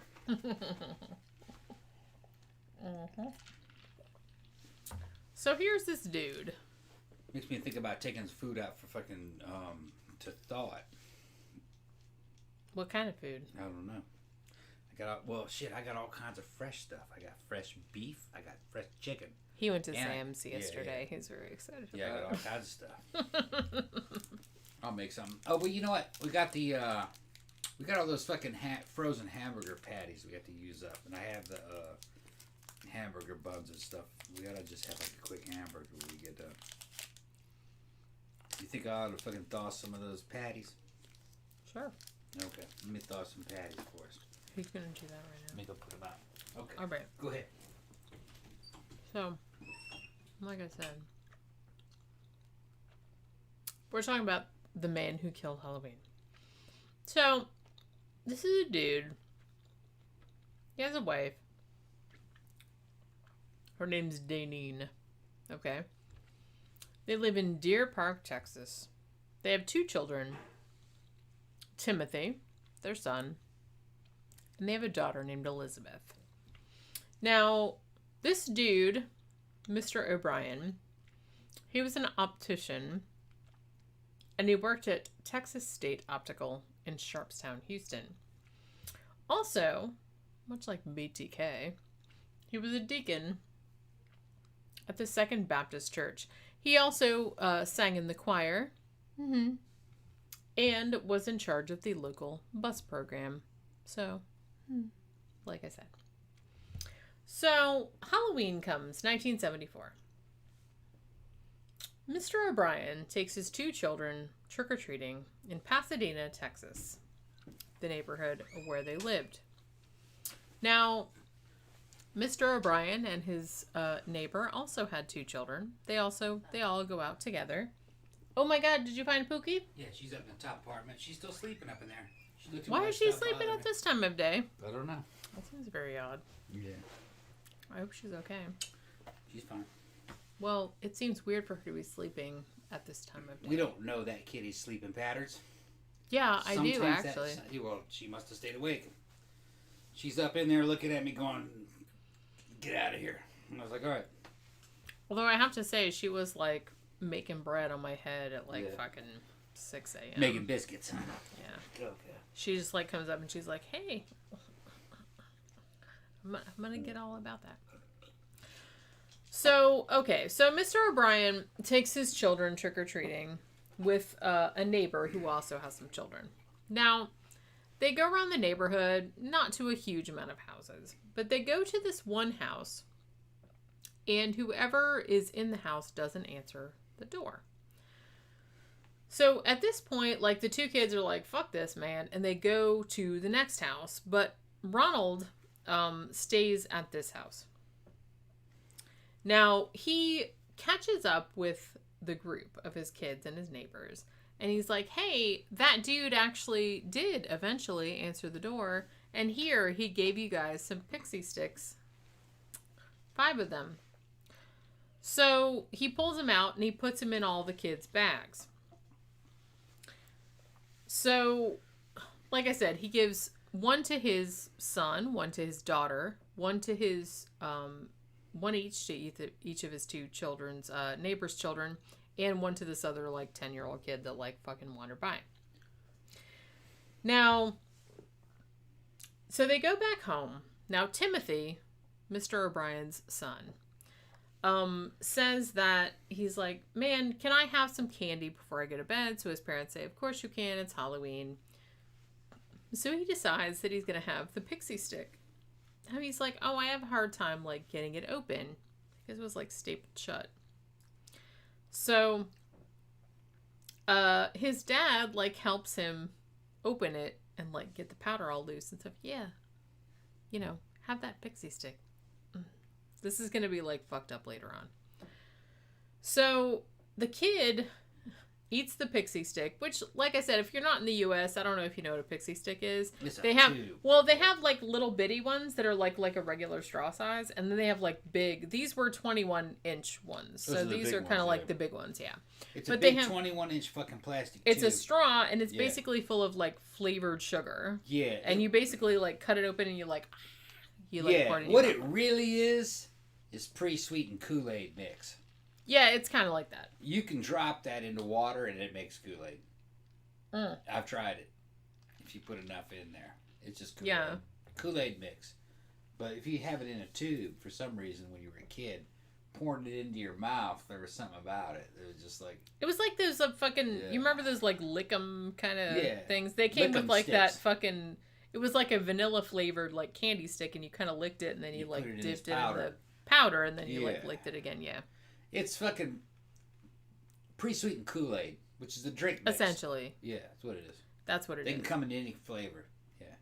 But these ones... Mostly like fruit and grape, and that was it. Lemon yeah, lime. It was like... Well, fruit, it was like red flavored, which was like kind of like strawberry-ish, cherry-ish flavored. And then you had like a fucking... Blue, which is fucking... Blue flavored, which was usually kind of raspberry-ish or grape-ish. Yeah. There was a red, and then there was a green. And then green was usually apple-y. Yeah, I thought it was lemon lime. Which, yeah, okay. It was lemon lime. I don't even. I had them all. I loved them things. A lot of people did. Yeah. But these were apparently, I mean, 21 inches. That's pretty big. So these were like the bigger, like plastic ones. When we were kids, assuming. it was fucking almost as tall as you, so it was like you hit the jackpot. Right. You're like, woo, score. They were only a half-inch in diameter, little bitty fucking plastic tube, sealed at either end. Yeah, they were like about that big around. Yeah, with a label on the top of it. And it was just like, it was drink mix. That's what it was. Probably fucking Kool-Aid drink mix. It's just repackaged. And we loved it. Well, yeah. Same way a little kid would fucking drink the Kool-Aid out of the fucking little jar, you know, the fucking plastic. Yeah, put a spoon in it. Here, take that. The same kind of shit we did. Yeah.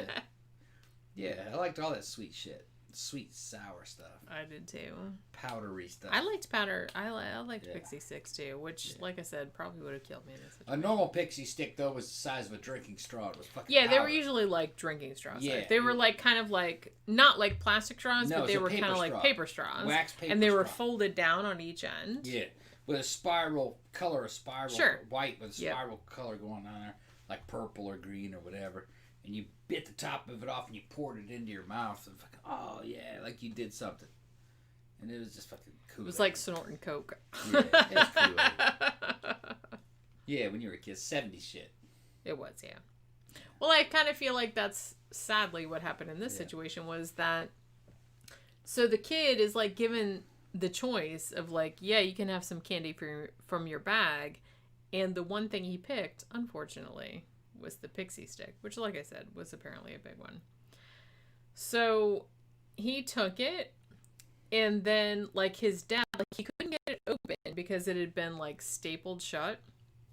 So his dad comes in and be like, yeah, let me help you with that. And he helped him open it and like loosen the powder and stuff. And then Timothy like eats the powder and he's like, wow, man, that tastes really funny. It's like really bitter. It doesn't taste really good. And then like a minute or two later, he said that his stomach was hurting. And then he runs to the bathroom and starts throwing up and convulsing. Yeah. Poison. Yeah. Yeah. Obviously. And so the dad, Mr. O'Brien, he later claimed, he's like, oh, I was holding Timothy, his 10-year-old son, in his arms. He was throwing up. And then the kid went limp in his arms. They called the hospital, or they called the ambulance. They put Timothy in the ambulance, and he died on the way to the hospital less than an hour after he had consumed the candy. Now, because he had died from purportedly poisoned Halloween candy. Like I said, I think urban legends about that shit had already been circulating at this point. But this was the thing that really like codified it into the American consciousness as a thing.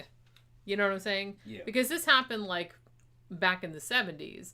And so this was something that's like there's psychos out there that are like poisoning Halloween candy. And I feel like that was like kind of in the gestalt of the time.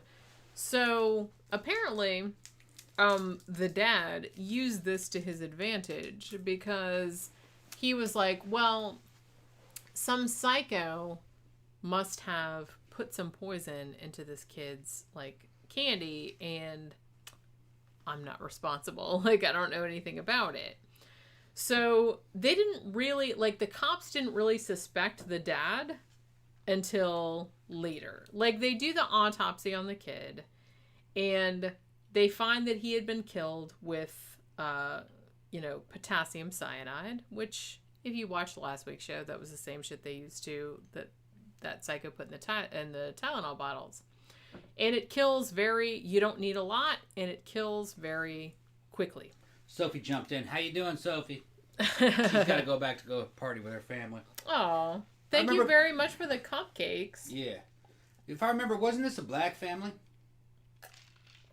No. It wasn't? Okay, I thought it was a black guy that fucking did this. Nope. Okay. Nope, white dude. All right. It's a white dude. It's a white dude thing. Yes, it was. Now, so like I said, this dude, once they kind of like figured out what had killed the guy or killed the kid, they're like, okay, we need to look back at this. And then they started like suspecting his dad because, like I said, the dad, they questioned him But they're like, okay, well, where was the house that you got these pixie sticks from? And he said he couldn't remember. Yeah. Mm-hmm. Even though they'd only been to like 2 blocks worth of houses. You'd remember. So, yeah, you would remember where you got the fucking pixie sticks from. So the fact that he didn't remember, that like made them very suspicious. Now, luckily, he had given poisoned pixie sticks to his daughter, 2 of his neighbor kids, and also a 10-year-old like stranger kid that just like happened to be there. Because he was trying to hide, cover his tracks. Yeah. He's trying to make it look like some random Halloween psycho that was like poisoning. I know where I got the idea that it might have been a black guy. It was a black guy that fucking did those random shootings to try to fucking remember that from the trunk? It was a black guy and a black kid. From the trunk? Yeah, he had the black kid in the trunk and they were using an AR-15 to shoot random people. But one of the random people they were going to shoot was his ex-wife. That way, he could get custody of his kids. Remember when that happened? I think I know what case you're talking about. That's what it was the same idea as that guy. Okay. That's why I Are you like ready to talk? Because I got to pee. Oh, go ahead. Okay. Go ahead. Well, you want to run the commercials? Well, I don't have any commercials. You don't have any commercials so today? Just talk. Okay, I'll talk to him. Just talk. Yeah, let's see how everybody's doing. Go ahead and see what you guys are up to.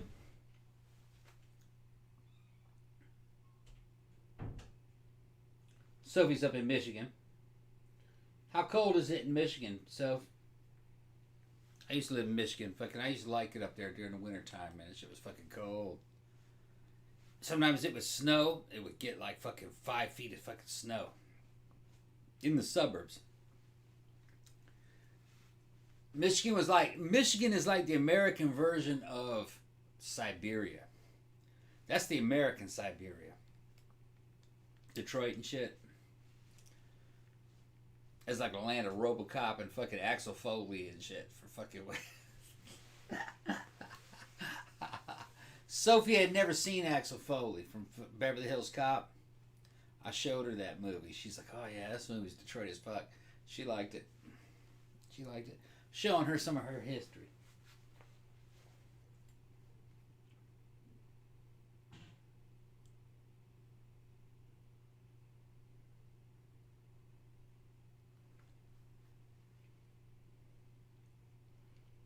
Everybody wants to start talking to Sophie now.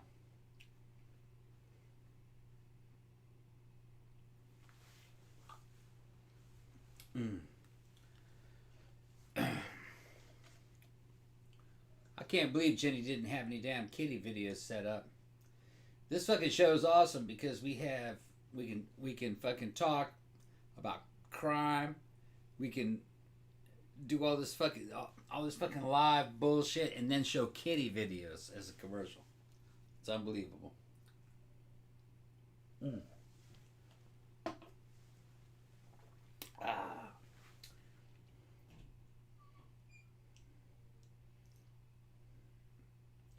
Yeah, Michigan has RoboCop. Michigan's got RoboCop and got fucking Axel Foley. Here she comes. Yeah. All right. She's back. I haven't even gone through all my candy. What'd you talk about while it's gone? Nothing. Yeah. You guys should do a show about the DC sniper. I've thought about that actually. I think it's on the topic list. Aren't y'all glad you started doing live shows? Oh yeah. We are actually. I didn't think I would like it because I thought, because you know how I am. I'm really control. Oh my god, I'm mess up and I'm I like being able to edit out all the times that I say I'm gonna lose my place and stuff. I always like live, more than anything else. It's kind of better. Well, I like the way that we can interact with people. It's if we don't have anything to talk about, you guys can ask us questions and I was we can Are we still doing this? Are we still on this third one about the pixie stick murders? Yeah. Yeah, we didn't finish it. Okay. I haven't finished it. Calm down. I'm trying to eat candy. I can't eat candy because I'm trying to what? Eating candy? What? All right. Yeah. Okay. So, like I said, not only did this asshole give poison to his own son and his own daughter, but he also gave it to 3 fucking random kids because he thought, well, that'll cover the fucking crime up and make it look like I didn't straight up murder my children. Because apparently the plan was to murder his 2 kids because insurance money. Yeah. Because he was like, apparently, like $100,000 in debt. Like you do. Yeah, like you do, and you have to fucking cover your debt by killing your kids. Yeah. Sure, that's like the first thing a normal person would think of. It's like, dude, I'm $100,000 in debt. I'm going to take out some insurance policies on my children. Yeah. And then poison them on Halloween so it looks like some random person did it. And I'm going to collect all this money. Didn't work. Profit. Didn't work. Not what so about much. the wife? I don't think she knew anything about this shit. What was the plan? Him and the wife, go fucking move off to fucking Tahiti or something, or what? I mean, did he really think that, like, the wife was going to be like, oh, yeah, okay, my kids are dead. So, yeah, that's the end of that chapter. So, yeah, that's the end of that chapter. Let's go like, go fucking, and, like, fuck it. Yeah. Yeah, I think that's maybe what he thought. Are these dudes really that dumb? I find that hard. That one was. I find that hard to believe. That one was.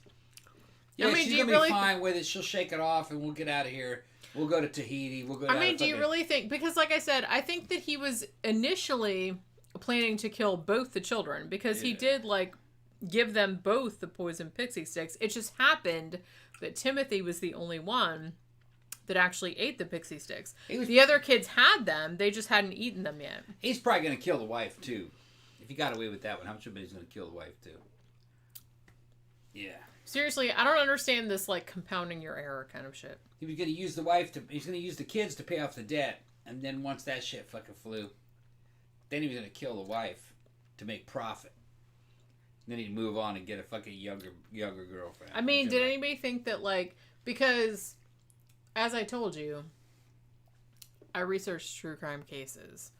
95% of the time, a woman dies, a child dies. Yeah. It's the dude. Their dad. Yeah. It's just... Or their stepdad. It's statistics. I mean, statistically. Not always. Yeah. Like, sometimes it's just a random stranger. But most of the time, that is why police will bring in the husband, the ex-boyfriend, because that is overwhelmingly the person that has done it. Overwhelmingly. It's statistics. I mean, if the wife dies in a plane crash, the husband didn't do it. If the wife dies of fucking cancer, the husband didn't do it. It's if the wife dies in unexplained ways, statistically, you might want to leave that fucking probably. Yeah. Probably. Right. I mean, 95% of the time, yeah. Right. Well, like I said, I've written about some weird... Is it 95% of the time? Or is it just... Damn near. Yeah? Damn near. Well, that's why... People don't die for no reason. That's really what it is. Yeah. And if you don't know the reason, chances are, and you can't fucking find a medical reason, it's probably murder. Mm-hmm. And it's usually somebody that knows them. Mm. And a lot of times it's the person that's married to them. Sad to say, I mean, but like I said... statistics. Well, statistically, when women die, when children die, it is usually either the man that is involved in their life right now or the man that was involved in their life. It's usually like the ex-husband, the ex-boyfriend, or the current husband, but like I said, boyfriend. Sure. It's not all deaths. It's not all deaths, though. It's just like, for instance, if a child dies of fucking leukemia, it's not the fucking... No, I'm talking about murders. You're right. If it's mysterious deaths we're talking about, a lot of times it's the husband. And that's what I'm saying about this. And that's what's shitty about this case. That's what pisses me off about this case. And, like, why... The fact that they called it The Men Who Killed Halloween. Because this dude is almost single-handedly responsible for the whole fucking urban legend about, oh, some psycho is going to put razor blades in the apples or is going to put, like, fucking poison in your candy. It was this dude. And he was trying to kill his own children and making it look like a psycho stranger did it. That's kind of like... And him doing that made everybody flip their shit. And that, like... It just goes to show, like, one fucking asshole ruins it for everybody. Because that's what this dude did. And he succeeded in killing his own child. And he probably wanted to kill his daughter too, to be fair. But she didn't eat the pixie stick. And thankfully, none of the other children that he gave the pixie sticks to, like, ate them. Because they were kind of like, whatever. And they, like... But the shitty thing about it is that one of the kids he gave the pixie stick to, like, this random kid, he was actually gonna eat it. But his parents were like, they found out about, like, the poison pixie stick, and they were, like, flipping out. Well, no, and they were, like, flipping out, and they're like, holy shit, like, we can't find it. Yeah. And so they ran up to the kid's room, and they found the kid. He had the pixie stick in his hands, but, like, it was in bed with him. But he hadn't eaten it because he couldn't get the staple open. Damn. Because that's what the dude did. He put the poison in, like, the first, like third of the pixie stick, and then, like, because he opened it, and then, like, he stapled it back shut. Yeah. And I guess the kid couldn't get the staple open, so he was like, fuck it, and he just fell asleep. Then he almost and he didn't eat it. Yeah. Got lucky. So that kid almost could have died too. Yeah, lucky. Like, this just a random kid. Yeah. That was just, like, kind of like, hey, what you got there, mister? You got some candy? Holy crap. Yeah, so, honestly... Well, the good thing about this is that statistically, this is not fucking normal shit that happens. That's what I'm saying. This isn't something that happens. It's just, it was a one-off. I mean, it's good probably to, like, check your kids' candy. Fine. Yeah. It's like, just make sure none of the shit's open. Like, nobody gives you, like, any fucking homemade shit. Don't eat that. But it's like, I feel like if shit is just, like, prepackaged... Aside from, like, what most people, like, believe, most people are okay. Most people will not do anything to hurt anybody. I saw a program on this. Random motherfuckers do not poison candy. It doesn't happen. Well, why would they? There's been no incident of that. No. Because the kind of dude that would randomly poison candy and hand it out at the doorstep during Halloween would know that they could easily catch him. Well, yeah, because everyone would remember that fucking dude's house. Yeah, it was just this one-off case. And that was his own kid. Yeah, people don't hand out poison to candy. If you want to kill somebody, there's a lot more efficient ways of doing it. And you'll never get away with it this way. No. So, it was just a hoax. The dude was poisoning his own kid and trying to blame it on somebody else. That's all it was. I feel like between this... and between the Tylenol murders, which we talked about last week, I can see why people would be alarmed. Because the Tylenol murders, that was indeed some weird psycho that was just like, hey, I'm going to put cyanide in fucking Tylenol, just put them back on the fucking drugstore shelves where anyone could buy them. Like, I get that would be alarming. Yeah, but that is alarming. That's very different from handing it out of your front door. Right. That is kind of alarming. So I understand why people would freak out, but I feel like it's it's just not a fear that you should be, like, fucking consumed with. No. I just feel like it doesn't happen. No. No. And anything that has to do with, like, poison Halloween candy, it's like everything like that. All of the urban legends about that come back to this dude. Yeah. And this dude was just trying to kill his own children for insurance money. Right. And trying to make it look like it was fucking random. Yeah. And it's impossible. You can't do it. If you handed out poison candy out of your own front door, you have a 0% chance of getting away with it. And this dude did not. It took him a while. It took the police a while because at first they did, like, buy that whole, like, it was just some random weirdo. Right. But they traced the candy finally back to the house where he said that he got the shit from. And that dude was not even home. He was, like, at work and he could prove it. Right. So finally they're like, oh, well, maybe the dad did it.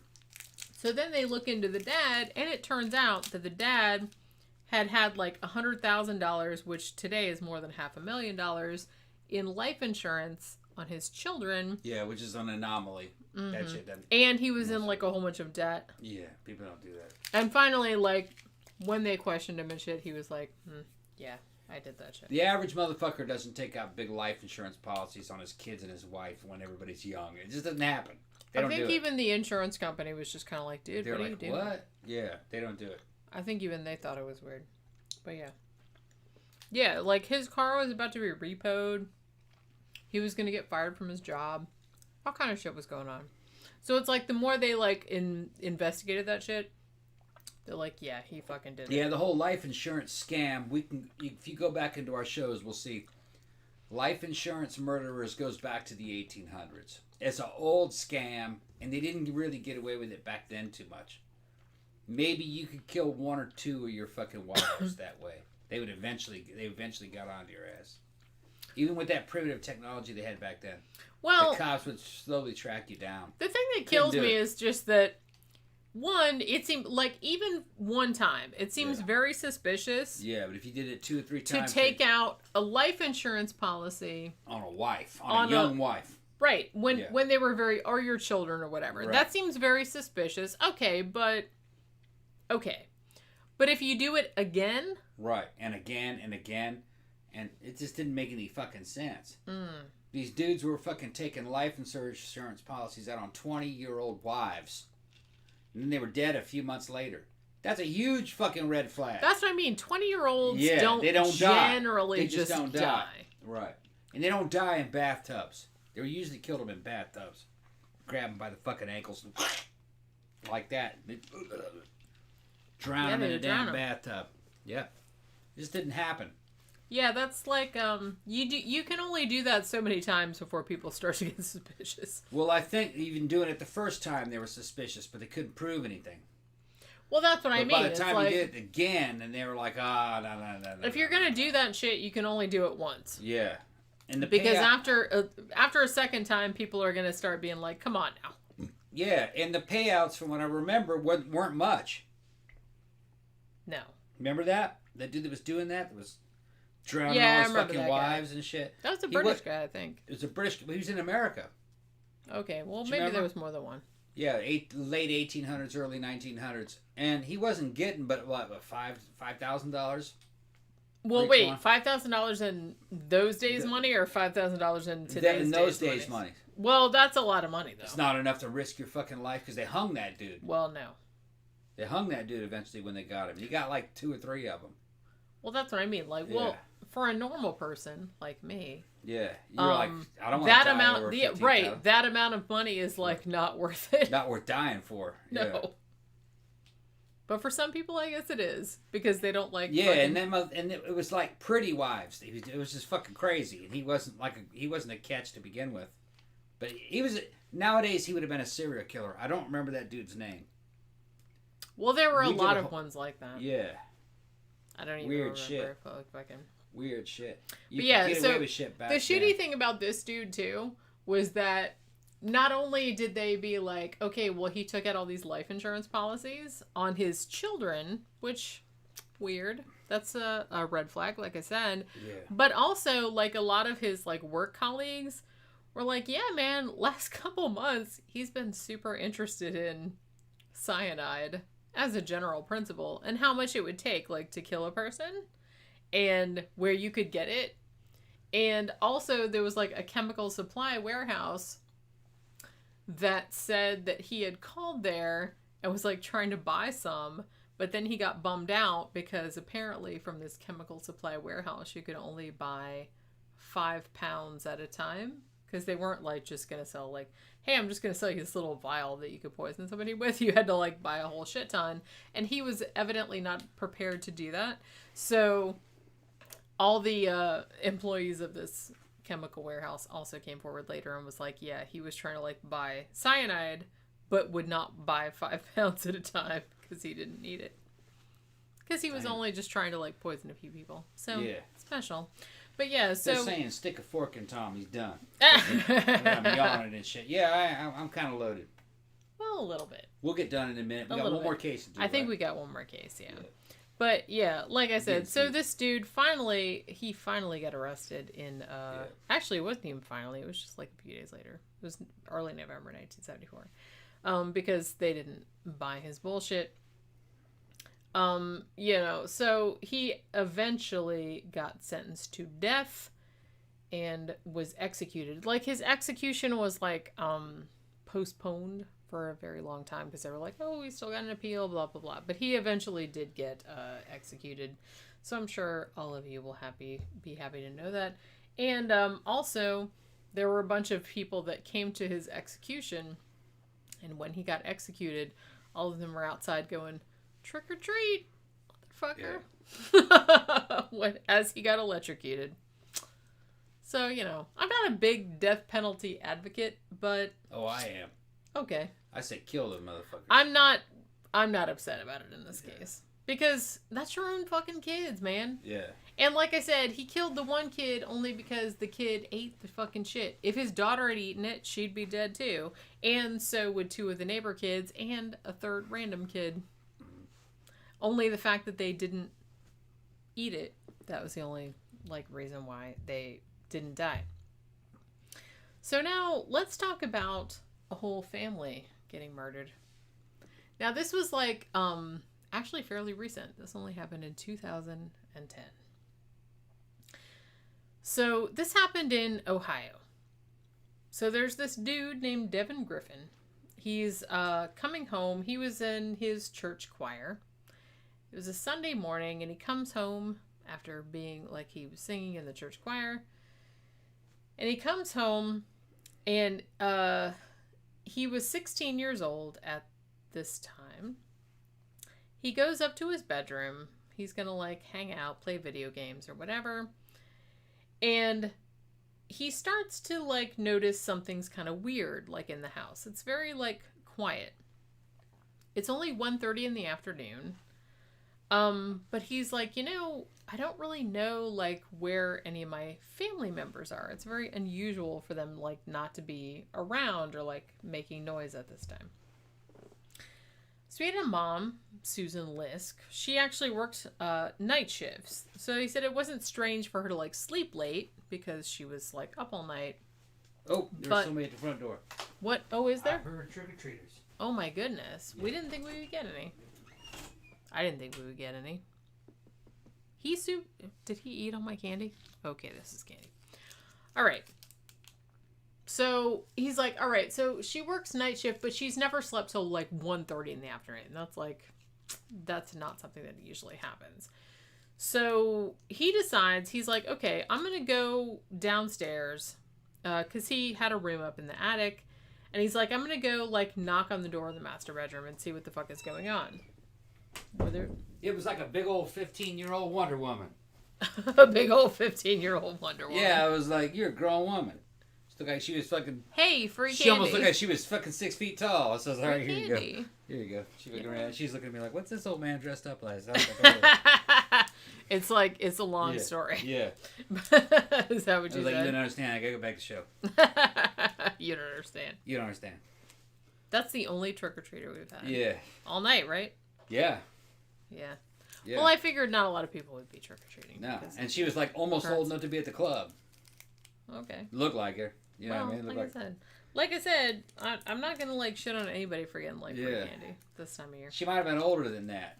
She looked like she was about like some of our friends from the club. You know what I mean? Ilse says maybe she couldn't tell it was a costume. Yeah, I don't know. Yeah, that's probably what it was. Maybe she just thought that's what you looked like.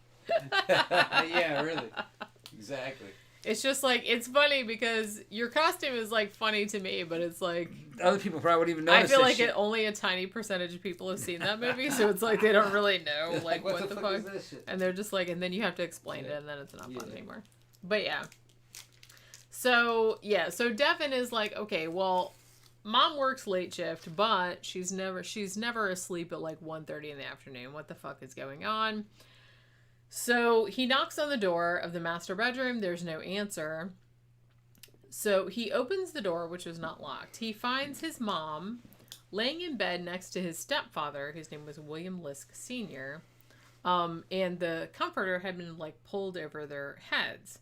So Devin's like, okay, are you guys like getting up today or what? It's like 1:30 and nobody answers. So he's like, he walks around and then he sees his mom's foot like coming out from under the comforter. So he's like poking at the foot. Nothing happens. So he's like, she doesn't wake up. So he thinks that's really weird. So he pulls down the covers a little bit and he sees that the covers and the pillow are like covered with blood.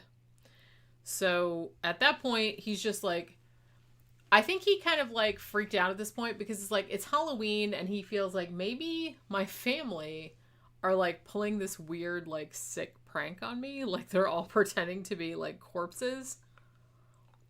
I kind of feel like that's what he thought. Well, that's what you would think, I suppose. You wouldn't like think that your whole fucking family was murdered, even though that's what happened in this situation. Everybody's talking about. I hate it when these older kids are out there fucking trick or treating.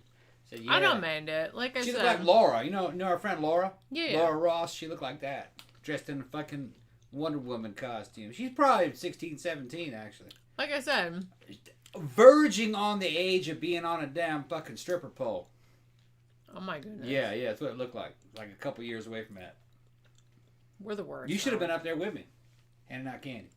Do you want me to go next time? Don't worry about it. I was teasing. Wait, what time? Okay, it's it only looked 8 o'clock. It looked like Laura. Mm.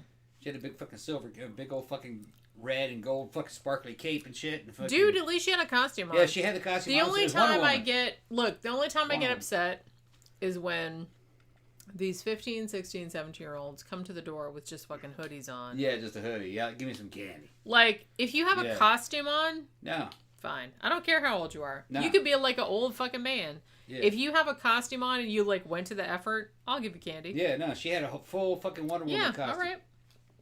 Bustier and a fucking like I said, cape. age is not a factor. Effort is a factor. She had a bustier and cape and a fucking big old tall knee-high boots. All right, that's what I mean. Yeah. Legit. Yeah. Legit. Yeah. Ciarra. You know, Ciarra. Look up the song. Look, you guys, look up the song. My sister sent me the song many years ago. It's by the Swingin' Neckbreakers, and it's called No Costume, No Candy. Yeah. And that is my mantra at Halloween. You can be as old as you want to be, as long as you made the effort to have a costume, and it's like a recognizable costume. Like I said, don't just come to my door in a fucking hoodie and jeans and shit like that and want some free candy. Fuck off. Yeah. But if you have a costume on, all right. Yeah. Tila's laughing. Tom. Yeah, I'd give the MILF candy. Was it say MILF fucking? Yeah, I'd give candy to a MILF in class, but she wasn't a MILF. She was a teenager, but I guess MILF. An older teenager. Yeah, she's a MILF. Well, not exactly. Yeah, not really, but cougar. She's a cougar. Yeah, that's a more accurate description. Yeah, she's a cougar. But yeah. Yeah. So, where was I? I don't know. Okay, so this poor kid, who, like I said, is 16, he thinks that his whole family has decided to play a Halloween prank on him by all pretending to be dead bodies. Which, like, that, I don't know, that breaks my heart. But so he's like looking at it being like, what the fuck? And he's like, so he looks at his mom and then finally he sees like this big, like her fucking neck is like all, it's like this big wound and there's all like fucking blood and it's like. How's that drink over? Scabs and shit. I still got like a third left. I'm alright. Okay, I'm gonna get some more. Alright. So at this stage, Devin figures out, shit man, this is not a prank, and this is fucked up. So he runs out of the house. He goes to the neighbor's house, and he tells them to call 911. So they do. Now, this dude... Okay, so the authorities get there. Now, they find 53-year-old William Lisk, who I guess was Devin's stepdad, and Susan Lisk, who was the mom. She was 46. And they also found another person, 23-year-old Derek Griffin, who was the son. They were all in this house, and they had all been murdered. Now, all of their murders, according to preliminary coroner's exams, had been caused by gunshot or blunt object. They were all fucked up, so they couldn't really tell. Now, at this stage, they had someone who identified a suspect. This was 24-year-old William Lisk Jr. Now, he was the son of the murdered father. Now, this was the previous marriage of the father. So this was like a son from a previous marriage. Now, so as soon as he was identified as a suspect, They eventually tracked him down and they arrested him like 200 miles away. Now, he gets charged initially with 1 count of first-degree murder. And so then they're like, where did he go? Sorry, I lost my place. Cook is still in the fucking bowl. Is she really? Yeah, still in the bowl, and she's sleeping like that. I'm looking, I'm talking to her, and she's like, yeah. That's very strange. It's unusual, because this hour. She doesn't usually sleep at this time of day. Usually at this time of day, she's like, it's dark out, I want to go out. Well, she's not sleeping, she's just relaxing. Huh. Relaxing, listening to us talk. That's what she's doing. I hope she's okay. Yeah. Looks happy. Okay, well, I hope so. So, evidently, this William Lisk Jr. person, who they suspect of killing his entire former family, the fact that he had killed his entire family was not, like, a big shock to anyone. Because apparently, as far back as 2002, and keep in mind that these murders happened in 2010, his real dad, Bill, had actually called the cops several times because William, who was then 16 years old, had threatened to kill himself, had threatened to like hurt other people, etc. Now, at the time, back in 2002, he was under house arrest for other things, like he had a bunch of other things going on. So, apparently, like, cops came to, like, arrest him for various things, and he would, like, attack the cops. He also later faced charges in juvenile court for assaulting a peace officer. And in 2004, he actually got into a fight with his stepmother and struck her in the chest. He also got, a couple months after that, also in 2004, he got assault charges and robbery for hitting his stepmother, Susan, with a coffee cup and then stealing her car keys. So at this stage in 2004, he had been put on trial, but he was found like incompetent to stand trial because he had like mental problems apparently. So they moved him to a mental home, like a group home for people with mental health problems. And also, around this time, he also got into trouble for his getting into a fight with his dad and various other things. So, apparently, like, this kid had decided that he was... Thank you, Mary. Happy Halloween, guys. Love the costumes. Thank you. Thank you very much, Mary. Thank you. Seriously, we've only had one trick-or-treater all night. There was like a 16-year-old girl. Yeah. Did you seriously eat all that candy and I didn't get it? No, you ate some. We talking about you just saying that. We ate about half of it each. That looks you want more? That looks like more than half of it. You want more? I feel like I only got like 3 pieces. It's all in your it's all in your imagination. It's all in your imagination. Are you trying to gaslight me? I'm gassing. No. Talking about. About how much candy I ate? I'll bring you some more. Just like, I'll bring you some more. well, hey man, if the trick or treaters aren't coming, I'm gonna eat that shit. I don't care. I'm gonna get fat. So the thing about it though is that this kid has apparently been troubled for a long time. Now, the thing about it though is that his dad seems to have like. So his stepmom also like alleged that he sexually assaulted her, which, given everything we know about this dude, I'm not like super surprised by that. But the dad seemed to have like been like, it's my son and I'm just gonna like stand up for him, whatever. So he, oh thanks. It's got Twix in it and everything. Okay, well damn, that's a lot. Yeah. So he kind of like stuck up for the kid and he tried to like get him out of trouble, even though probably he could have benefited from it. So I do feel like maybe the dad had a little bit of culpability in this as well. So they finally bring in this kid, William Lisk Jr. And when they bring him into trial, he actually admitted guilt 3 counts of murder for murdering his whole entire family. And he said that he didn't really, he didn't have an excuse as to, like, why he had done it, or he didn't have any reason to why he had done it. He was just kind of like, I don't really have any reason or any excuse as to, like, why I decided to kill my whole entire family on Halloween.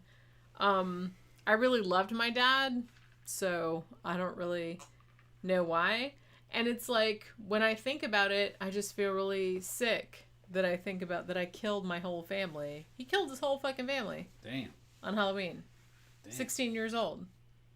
Or however old he was. I missed it. How did he do it?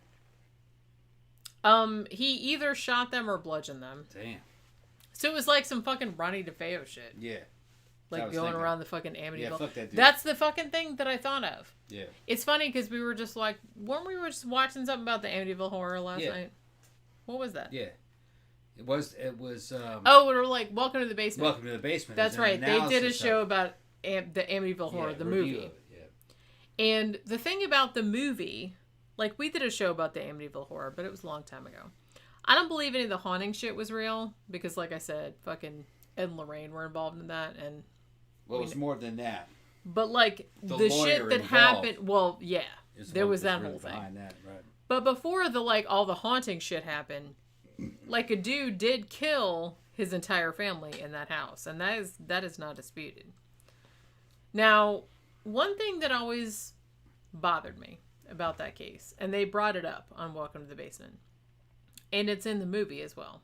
And this was something that bothered me about the movie even when I was a kid, was that Ronnie DeFeo, allegedly, went around the house and shot his whole entire family one by one.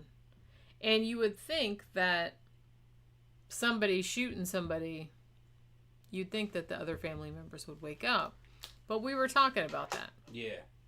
The thing is, though, is look, you want me to chime in and give you my... I do. Okay. That's why I'm asking. Because we were talking about this last night when we were talking about the Amityville horror It was a 444 Marlin lever action carbine. It was. They're very fucking loud.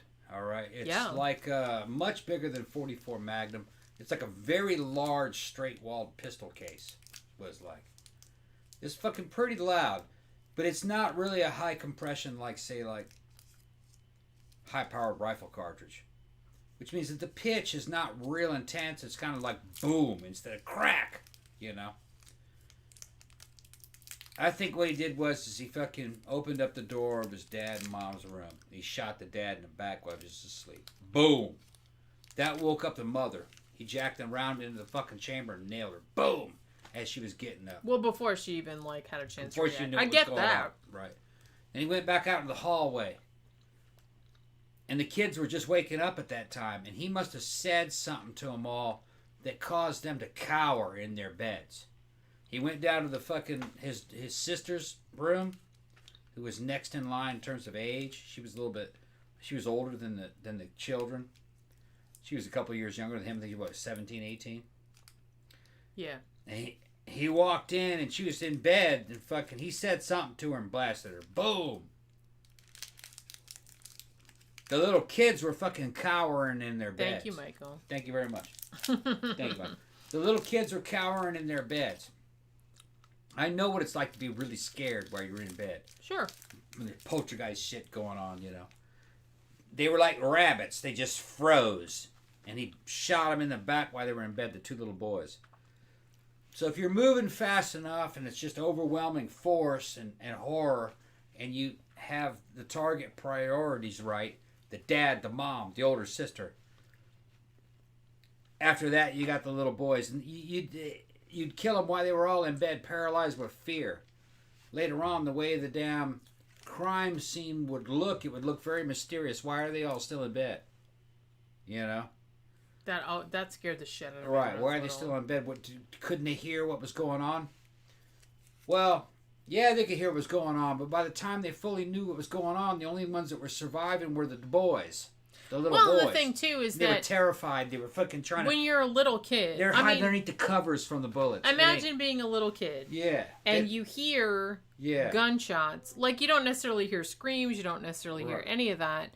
It's like, would you necessarily believe that somebody, particularly your brother, was going around like shooting your whole entire family, you wouldn't believe that. I wouldn't have believed that when I was little. Well, I think they knew, but I think the little boys knew, but they only had a few seconds to process it.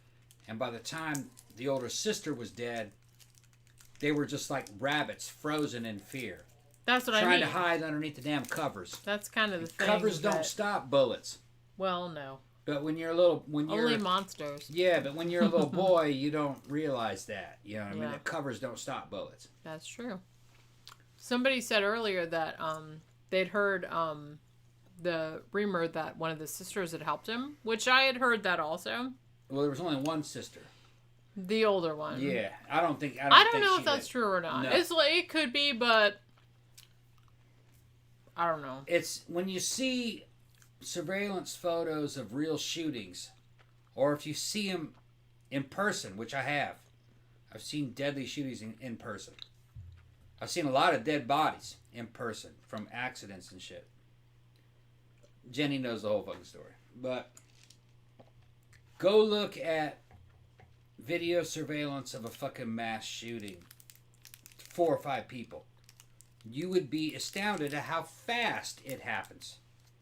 Well, it's very quick. And like I said, by the time, like, it's something that a normal person is not... They can't process it.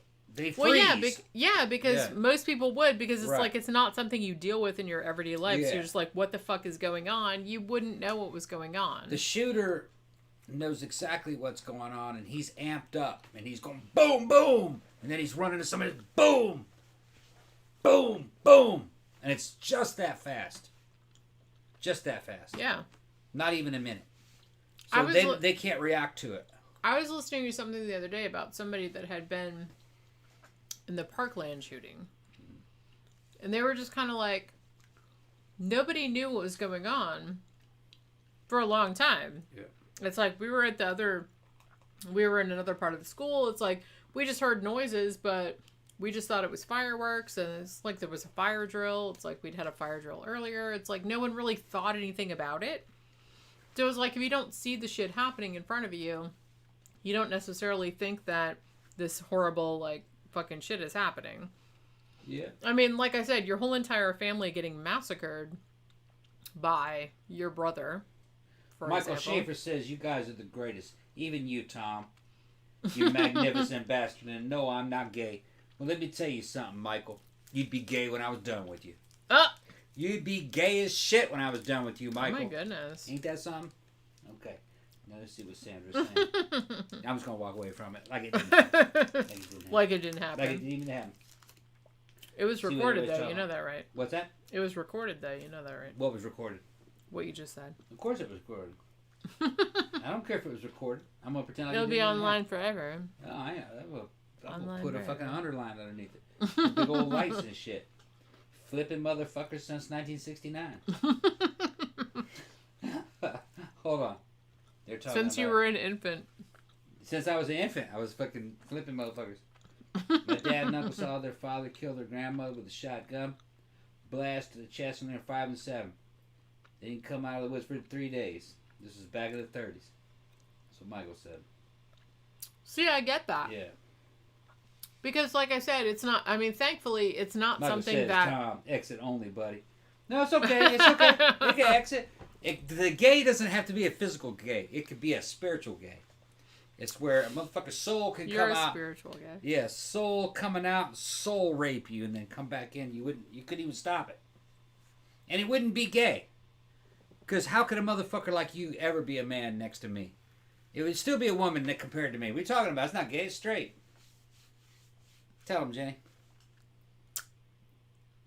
Okay, that's it. Jenny don't want to play those games. Jenny doesn't want to play those games. Michael, it's all fun and games, bro. Well, like I said, I get annoyed because I do kind of feel like... Yeah. Being womanly is always kind of Joy's considered like spiritual gay. Yeah, it's spiritual gay. It's always considered like not as good. Not as good. It's not an actual gay or a physical gay. It's a spiritual gay. Like Crussell. That's a spiritual gay. Is he spiritually gay? Spiritually, yeah. Spiritually, he's gay. Yeah. Spiritually, you were gay with Crussell. That might happen. We don't know. The shit's happening in another dimension. I'm already picturing the It's fanfic. happening in another dimension. I'm picturing the fanfic. Me, right Kurt now. Russell, and David Bowie. In the And outfit. you watching. And you watching. There it is. And it's not Not actual. only watching, I'm filming because I'm gonna profit. But it's on not it later. actual. It's not actual. It's spiritual, and it's an entertainment-based sexuality, not an identity-based sexuality. An entertainment-based sexuality. That's an intriguing concept, isn't it? Fuck, man. Get back to the show, Jenny. Ken says, I must confess there's a lesbian in me dying to get out. Yeah. Yeah. Yeah, exactly. Same here. Well, It's like I have a lesbian and a gay man inside me dying to get out. That's fucking funny. I don't have any straight people in here, but it's like it's all part of the entertainment. People take shit too seriously. Well, you know, we try to be. I'm trying to I'm trying to eat all the. It's like Kanye. A lot of people don't understand. You know, the first time I heard Kanye's song "Gay Fish," that's when I really clicked that he could write, even though he didn't write that song. Yeah. It was spiritual. Okay. Came out of Kanye and wrote the "Gay Fish" song. Okay. Because he didn't, even though he didn't write it. He didn't write it, but it was spiritually written for him. You know what I mean? He's a genius. A lot of people don't understand that, though. He's a genius. By your interpretation of that word. You didn't understand that? No, he's a spiritual genius. Kanye West is a spiritual genius. I'm sorry that he hurt you. I'm sorry that he hurt you. He didn't hurt me. Well, that's what Kanye would say. I just think I'm sorry that I hurt you. No, I like Kanye. I'm not hurt by that. I saw Kanye on fucking Joe Rogan's show, the new one, and and I've been watching Kanye and studying from afar Kanye West, and he's an interesting man. He's a very interesting man. I like Kanye. I think he's very good-hearted. I just do. I think he's a good man.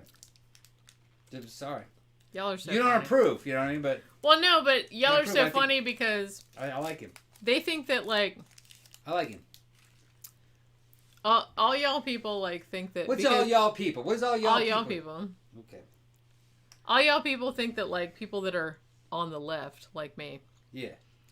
Y'all think that you're hurting us for some being the no. way we just think that it's kind of funny and mildly amusing and sorry to hear it hurts you.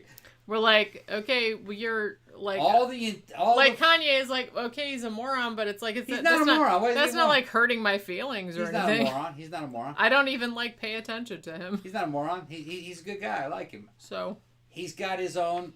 I don't know why y'all think you're owning. He's got his own take. Y'all think you're owning the libs or something. All right, I ain't gonna talk about the libs. Don't care. I ain't gonna talk about it. I'm telling you right now. I'm not gonna talk about it. Libs don't care. I think he's good. I was watching Joe Rogan. I saw Kanye. I saw AJ. I saw Alex Jones. I like them both. I'm just saying, it's an innovative fucking thought process. It's a different way of looking at things, and I just like them. You know? If that's the way you want to put it, funny. okay. It's fucking funny. It's innovative. It's very innovative. It's funny, and it's just and I think they're good. It's an innovative thought process. That's what I said. It's an innovative thought process, and it has a lot of spiritual fucking qualities to it, and I like it. Okay. That's what I'm saying. It doesn't. Not everybody has to be the same. Not everybody has the same. That's good. I appreciate when Kanye runs for president. I'm gonna fucking vote for him. I think he'd be the greatest president of all time. So the first African American president. He's not though, and I'm done with the stunt presidents. Just gotta say it right now. Yeah, no, I think Kanye would be the first presidents. African American president. I think. I'm not sure Barack Obama was an African American president. I think he was too white. Kanye. Yeah, but that's you. You're imposing your own value system on someone. I can do that though. I just like Kanye. Well, you can, but I like Kanye. But no one has to listen to you. All right. That's the nice thing. I'm not, okay. All right. You can do whatever you want, but no one has to listen to you. I just know okay. I'm not gonna talk about it anymore. That's what I said. It's I'm like not gonna talk about it. no one's owning the libs. Nobody's owning anybody. We're just kind of like vaguely, mildly amused. Okay. And, you know. Yeah, all. fuck it. Look, man. No one's offended. Mary Ham said Kanye is the Picasso of our generation. Did you know? That's exactly true. Exactly. I think he is. I don't know about that. Well, Picasso was kind of a douche, too. Yeah. Okay. Picasso was kind of a douche. I mean, just think he's if you know anything about art history, okay, he's kind of a douche. Great artist, but douche. Personally. But a lot of artists are, to be honest. Yeah. You kind of have to, well, I don't want to say that, like, unreservedly, because some artists are alright, but I do feel like to be, like, a great artist. Yeah. And I'm not putting Kanye West in that category. This is gonna go. Look, man. Tila's in there going. Well, Kanye's the first African American president. We're in great trouble. I got fucking photographs of me and Kanye kissing going way back. Remember that? Do I have to Photoshop that now? No, we had that thing. I got that sent to me. Me and Kanye. It was in fucking. Did I make that? Straight man love. No, it was. Who made that? Who made that? I don't remember Photoshop. A friend of ours made a fucking photograph. I photoshopped a bunch of shit with about you 5 years ago. and famous people. It's about 5 years ago. But I don't remember doing a Kanye West. Somebody. I did you and David Bowie. I did you and Freddie Mercury. I did you and the Go-Go's. No, I did you and Evil Knievel. Yeah. The Evil Knievel one was true though. But no, that was.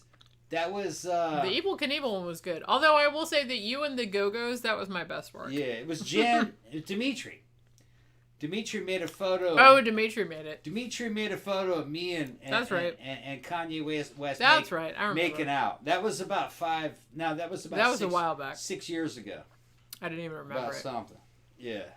That was back when Kanye was really. Goes to show how much I give a shit about. That was back when Kanye was really acting up, and I was acting up online, and around that same time. Y'all bitches trying to get attention. And Dimitri made a photo of me and Kanye. He had it fucking kind of photoshopped. Right. It looked like we were making out. It was a fucking awesome photo because it was first, good. It was when nice, I first saw it, I was like, "Wait a minute, hold on. When did that happen?" And then I thought that might have been something that happened, and I was like, "Who is that black dude?" That's the funniest part of it. Is that you were just like, wait a minute, who's that black dude? Did that happen? Wait, was I like really drunk and I just and Jenny took a picture of me like making out with one of our friends? There's no telling. There's no telling that. I mean, that could have happened because shit like that's totally something I would have taken a picture of. As wild as shit was 6 years ago, something like that could have happened. I said, Jenny, who's that black dude? You said, that's Kanye West. And I said, who? I said, do I know him? He didn't even know who that was. Because I didn't know who that was. And he says, no. And then I looked into it and I started looking at Kanye West and I said, that dude's fucking hilarious. I like that guy. He was fucking funny. He's very spiritual. And then he started talking about out-of-body experiences and seeing God and shit recently. I saw it. And I was like, yeah, it's kind of like the near-death experience that I had. You know what I mean? So I'm just going to say, you might laugh at the dude, but... Oh, I will. Some of the shit he says checks out. No, okay, I ain't going to talk about it anymore. You want these naysayers and shit, but fucking... I think he's got a fucking spiritual element to him. I know, I'm so terrible. Yeah. He might know what he's talking about. Checks out with some of the stuff that I saw when I was out of body. It was about fucking all the singing and everything of a cosmic singularity. He called it God, but I saw it as a cosmic singularity where everybody went after they died. And it was kind of like I said, it was outside of the space-time continuum. There wasn't any past or future. There was only like a universal present. And you could merge with that for a while and experience something like heaven until you reincarnated and came back down into fucking physical form that you choose. These are all movies that we've chosen to see. These lives, we chose these lives. But you wouldn't understand that because you're not one with the force like I am. I'd say. Okay. You see me move objects with my fucking subconscious. telling you, man, there's more to it than what you're thinking, Jenny. We're not these physical beings. We're not this crude matter. There's energy involved. It's quantum energy. It's consciousness. Victor says he has a spiritual element to him because he knows churches don't pay taxes. Exactly. No, stop exactly. It. No, stop it. Sorry, I'm a cynic. Yeah. All right, go ahead. I know how you guys do. Go ahead. Ilse says, "Where's this conversation gone?" Yeah, Tammy says, "I would never have chosen this life, right? I didn't choose this shit. Come on." Well, some people want to see horror movies, and some people want to see romance movies, and some people want to see action movies. You chose it. Because there's other ones. You're going to have other ones. Yeah, but here's the thing. I feel like you're going in The Secret direction, which is like an Oprah direction, and I am not willing to go in the Oprah direction. Because the shit about The Secret is that it sounds good when you're like, oh, well, you know, you wish you only get back from the universe like what you put out into the universe. So if you put out like negative shit, then you'll get negative shit back. Yeah, well, that's like blaming the victim. Like, so every time something bad happens to you, that means that you somehow deserve it. And that's shitty. So I'm not down with that. Because that's the flip side of that they never really like fucking address. Nobody said anything annoys about me. that, though. I didn't say no, but I'm saying, but that's the implied no. other side of that shit. That's not how I look at it. It is. That's not how I look at it. I don't believe that. But I do believe that people choose their own lives. I kind of had that kind of hit me a couple times that you choose this shit. And it's just in the same way you would choose to watch a movie. It's just that you're kind of like, you're getting too hung up in the fact that some people's lives suck. Well, some movies suck. And just because your life sucks, that doesn't really mean anything. You die anyway. We're all temporary. You'll have another life later. It'll be different. That's just the way I look at it. That's how it felt like to me. Nah. But I'm just, hey, all right, whatever. Because honestly, like, whatever. I feel like that also... You're also looking for justice in life, and there is no justice. No, but also that kind of, like, lets you off the hook, because you're like, oh, well, shit sucks now, but your life will be better next time. It's like, I kind of feel like it's better to... In a way, that's why I never really got that thing where... Because I'm an atheist, and, like, I always feel like people, like, got on my case because they're like, well, you don't feel like life has any meaning or anything. I'm like, on the contrary... I think life has actually more meaning because this is it. This is all you get. So you better like make the fucking most of what you got because you are not guaranteed like anything like after you die. So you better like fucking do everything you want to do. If you know, just do all the good you can do while you're here because you don't get anything afterward. You don't get to like see anybody again. You don't get to do anything. So you have to appreciate everything now. Because that's all that you have. You don't get anything afterward. Yeah. So I feel like it's better to like appreciate everything now than like wait till some like later time. It's like, oh, we'll get them next life. Or it's like, oh, I'll see them again later or something. Because you might not. So get the shit. That's your view of it. Do it all now. That's what I'm saying. Yeah. But I think that's a much like healthier viewpoint, honestly. I'm not worried about it. How much is left on the program? Do you have everything done on that? Probably about it. That's it? Okay. I mean, go ahead and fucking wrap it up. I don't really fucking believe in what Jenny's saying in terms of like that's not how I see it. And I'm not looking for justice in it. Some people's lives suck. You might have a better one later. It might be worse even. But it's all just part of the process and it all works out. And that's just my feelings on it, you know what I mean? But like I said, it's just feelings based upon what I've seen in weird out-of-body stuff. It's also, we're not that important, you know what I mean? We might vanish eventually, but it's not time for that. I kind of think that eventually what happens is you start joining you eventually join like a spiritual singularity where you don't have to do this anymore.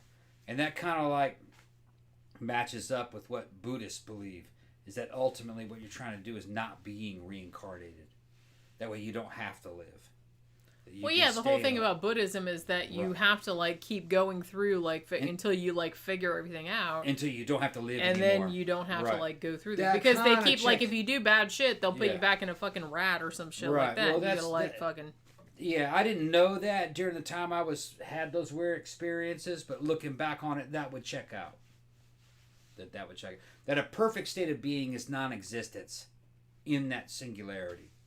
Not this thing where you're, you know what I mean, that life really is not good. You're trying to get out of it. That's really what it would mean. Well, see, that's the thing. I don't know if I don't think those two things are mutually exclusive though. Yeah. Like, here's the thing, like you can be like an awesome person and make the best of your life while you're alive. But that doesn't mean that like after you die, it's like like I don't believe in reincarnation. I don't believe in ghosts or anything like that, but it's like I'm not averse to the idea of like, oh, you got to keep like repeating the shit until you figure everything out. Yeah, but here's the thing. You could be like, here's the thing. You're not the same awesome person repeating it over and over again. You're only that awesome person for that one life. You know what I mean? After you die, you're no longer that person. You still have a certain point of view, but you live the life as another person after that. Is that Pookie? Yeah, she's right there. Come here, Poke. There's a Christian fucking preconception that a good soul goes to heaven and that you know you're an awesome person and you're rewarded. That's not really. Well, no, I don't believe that. Is that each one of the lives that you live, you might be an awesome person in one life and a shitty person in the next, and a mediocre one in the one after that. It's the same soul, but it doesn't have anything to do with what you're doing in that life. Each one's a different movie that you're watching. That's how I picked it up. All right. And it doesn't have anything to do with being rewarded based upon that one particular life. That's just that one life. Well, see, that's the thing. I don't expect to be rewarded ever. Right. That's why I kind of feel like you just have to take, like, whatever life you have, you just have to find, like, shit that has meaning for you or shit that is, like, that makes you happy in this life. Even if it's, like, something small, you have to find that in this life because you don't know if you're going to get it again. Yeah, the way I remembered it is that each life had its own particular thing. You were trying to experience everything, being a good guy, a bad guy, a mediocre person, man or woman or whatever. You're trying to experience everything, but not within one lifetime, in several, many lifetimes, including the lifetimes of animals and shit, and possibly aliens. Speaking of animals, get Pookie on the show. Get Pookie on the show. And then eventually you've learned everything there is to learn, and you no longer have to live a material life. Then you join that singularity and you disappear. But the singularity is outside of space-time. So it's difficult to know if you came from the singularity or you're returning to it. You know what I mean? Because it's outside of space-time. Yeah, I gotcha. So it's difficult to know what is past or present in that. But these are just things based upon fucking things that I saw in fucking out-of-body experiences. And some people would say, well, I could have that by taking ayahuasca and fucking acid yeah, and it's shit. subjective. Well, I'd like to take ayahuasca and compare the two. You know what I mean? I'm like something out of down. What was that movie we saw? Altered States. I'm interested to know all of it. I don't really care that much. Are you going to get her on the show? No, she's right there. What you doing, Poke? Come here. Come here, Pokey. I didn't even have any video of you this time. Yeah, she's just kind of getting up. She's bathing in that blue light. I was going to make you a witch hat and you wouldn't sit still for it. I was going to say, though, this fucking douche that killed this whole family, William Lisk Jr., he hanged himself. Yeah, fuck that dude. In 2015. Yeah. Just thought I'd end it on that, like, fucking happy note. So he's dead. It's fine. You know, I can't believe we went, like, what the fuck were we even talking about for 4 hours? I don't know. Well, we'll go ahead and shut it down. Let's go ahead and shut it down. We got 57 in there. You're not going to get Pookie on the show? No, I can't grab her. You can't grab her? I can't. She's back there. I'm sorry. She just didn't want to. Come here, Pook. Come here, Pook. Come here, Pook. Yeah, she's coming. She's like, what? She's like thinking about it. She's like, what are you going to do? Come here. Come here. Come up here. Come here, sweet baby. She's like, okay. She's like reluctantly. Here, Pook. There's Pookie. Yeah. Hey, baby girl. She's like, fuck yeah, this, fuck I'm that. Aw, poor baby. Okay, well, thank you guys for sharing Halloween with us tonight. Yeah, we had a good. I can't believe we only had one trick or treat. Go ahead and like, share, and subscribe. Yeah. And we're always looking for new patrons, and we will be back when? Well, we're going to do another live stream of a movie tomorrow. Tomorrow. We'll be back tomorrow, people. Yeah. And, you know, we always do a live stream. So it's Sunday, Monday, Tuesday, Wednesday. And we do recorded shows, and then we'll do another show next Saturday. And also, if you're a patron, don't forget to go and vote on the next topic and the next movie retrospective. Yeah. You have until tomorrow at noon Eastern Standard Time to vote on the next topic and the next movie that we do next week. Thank you, Ilse. And we will see you guys tomorrow. Happy Halloween, everybody. Hope you have a good rest of your Halloween. Thank you, everybody that dropped by. Thank you, everybody that contributed. You guys are awesome. And we'll see you guys tomorrow. Bye. Happy Halloween.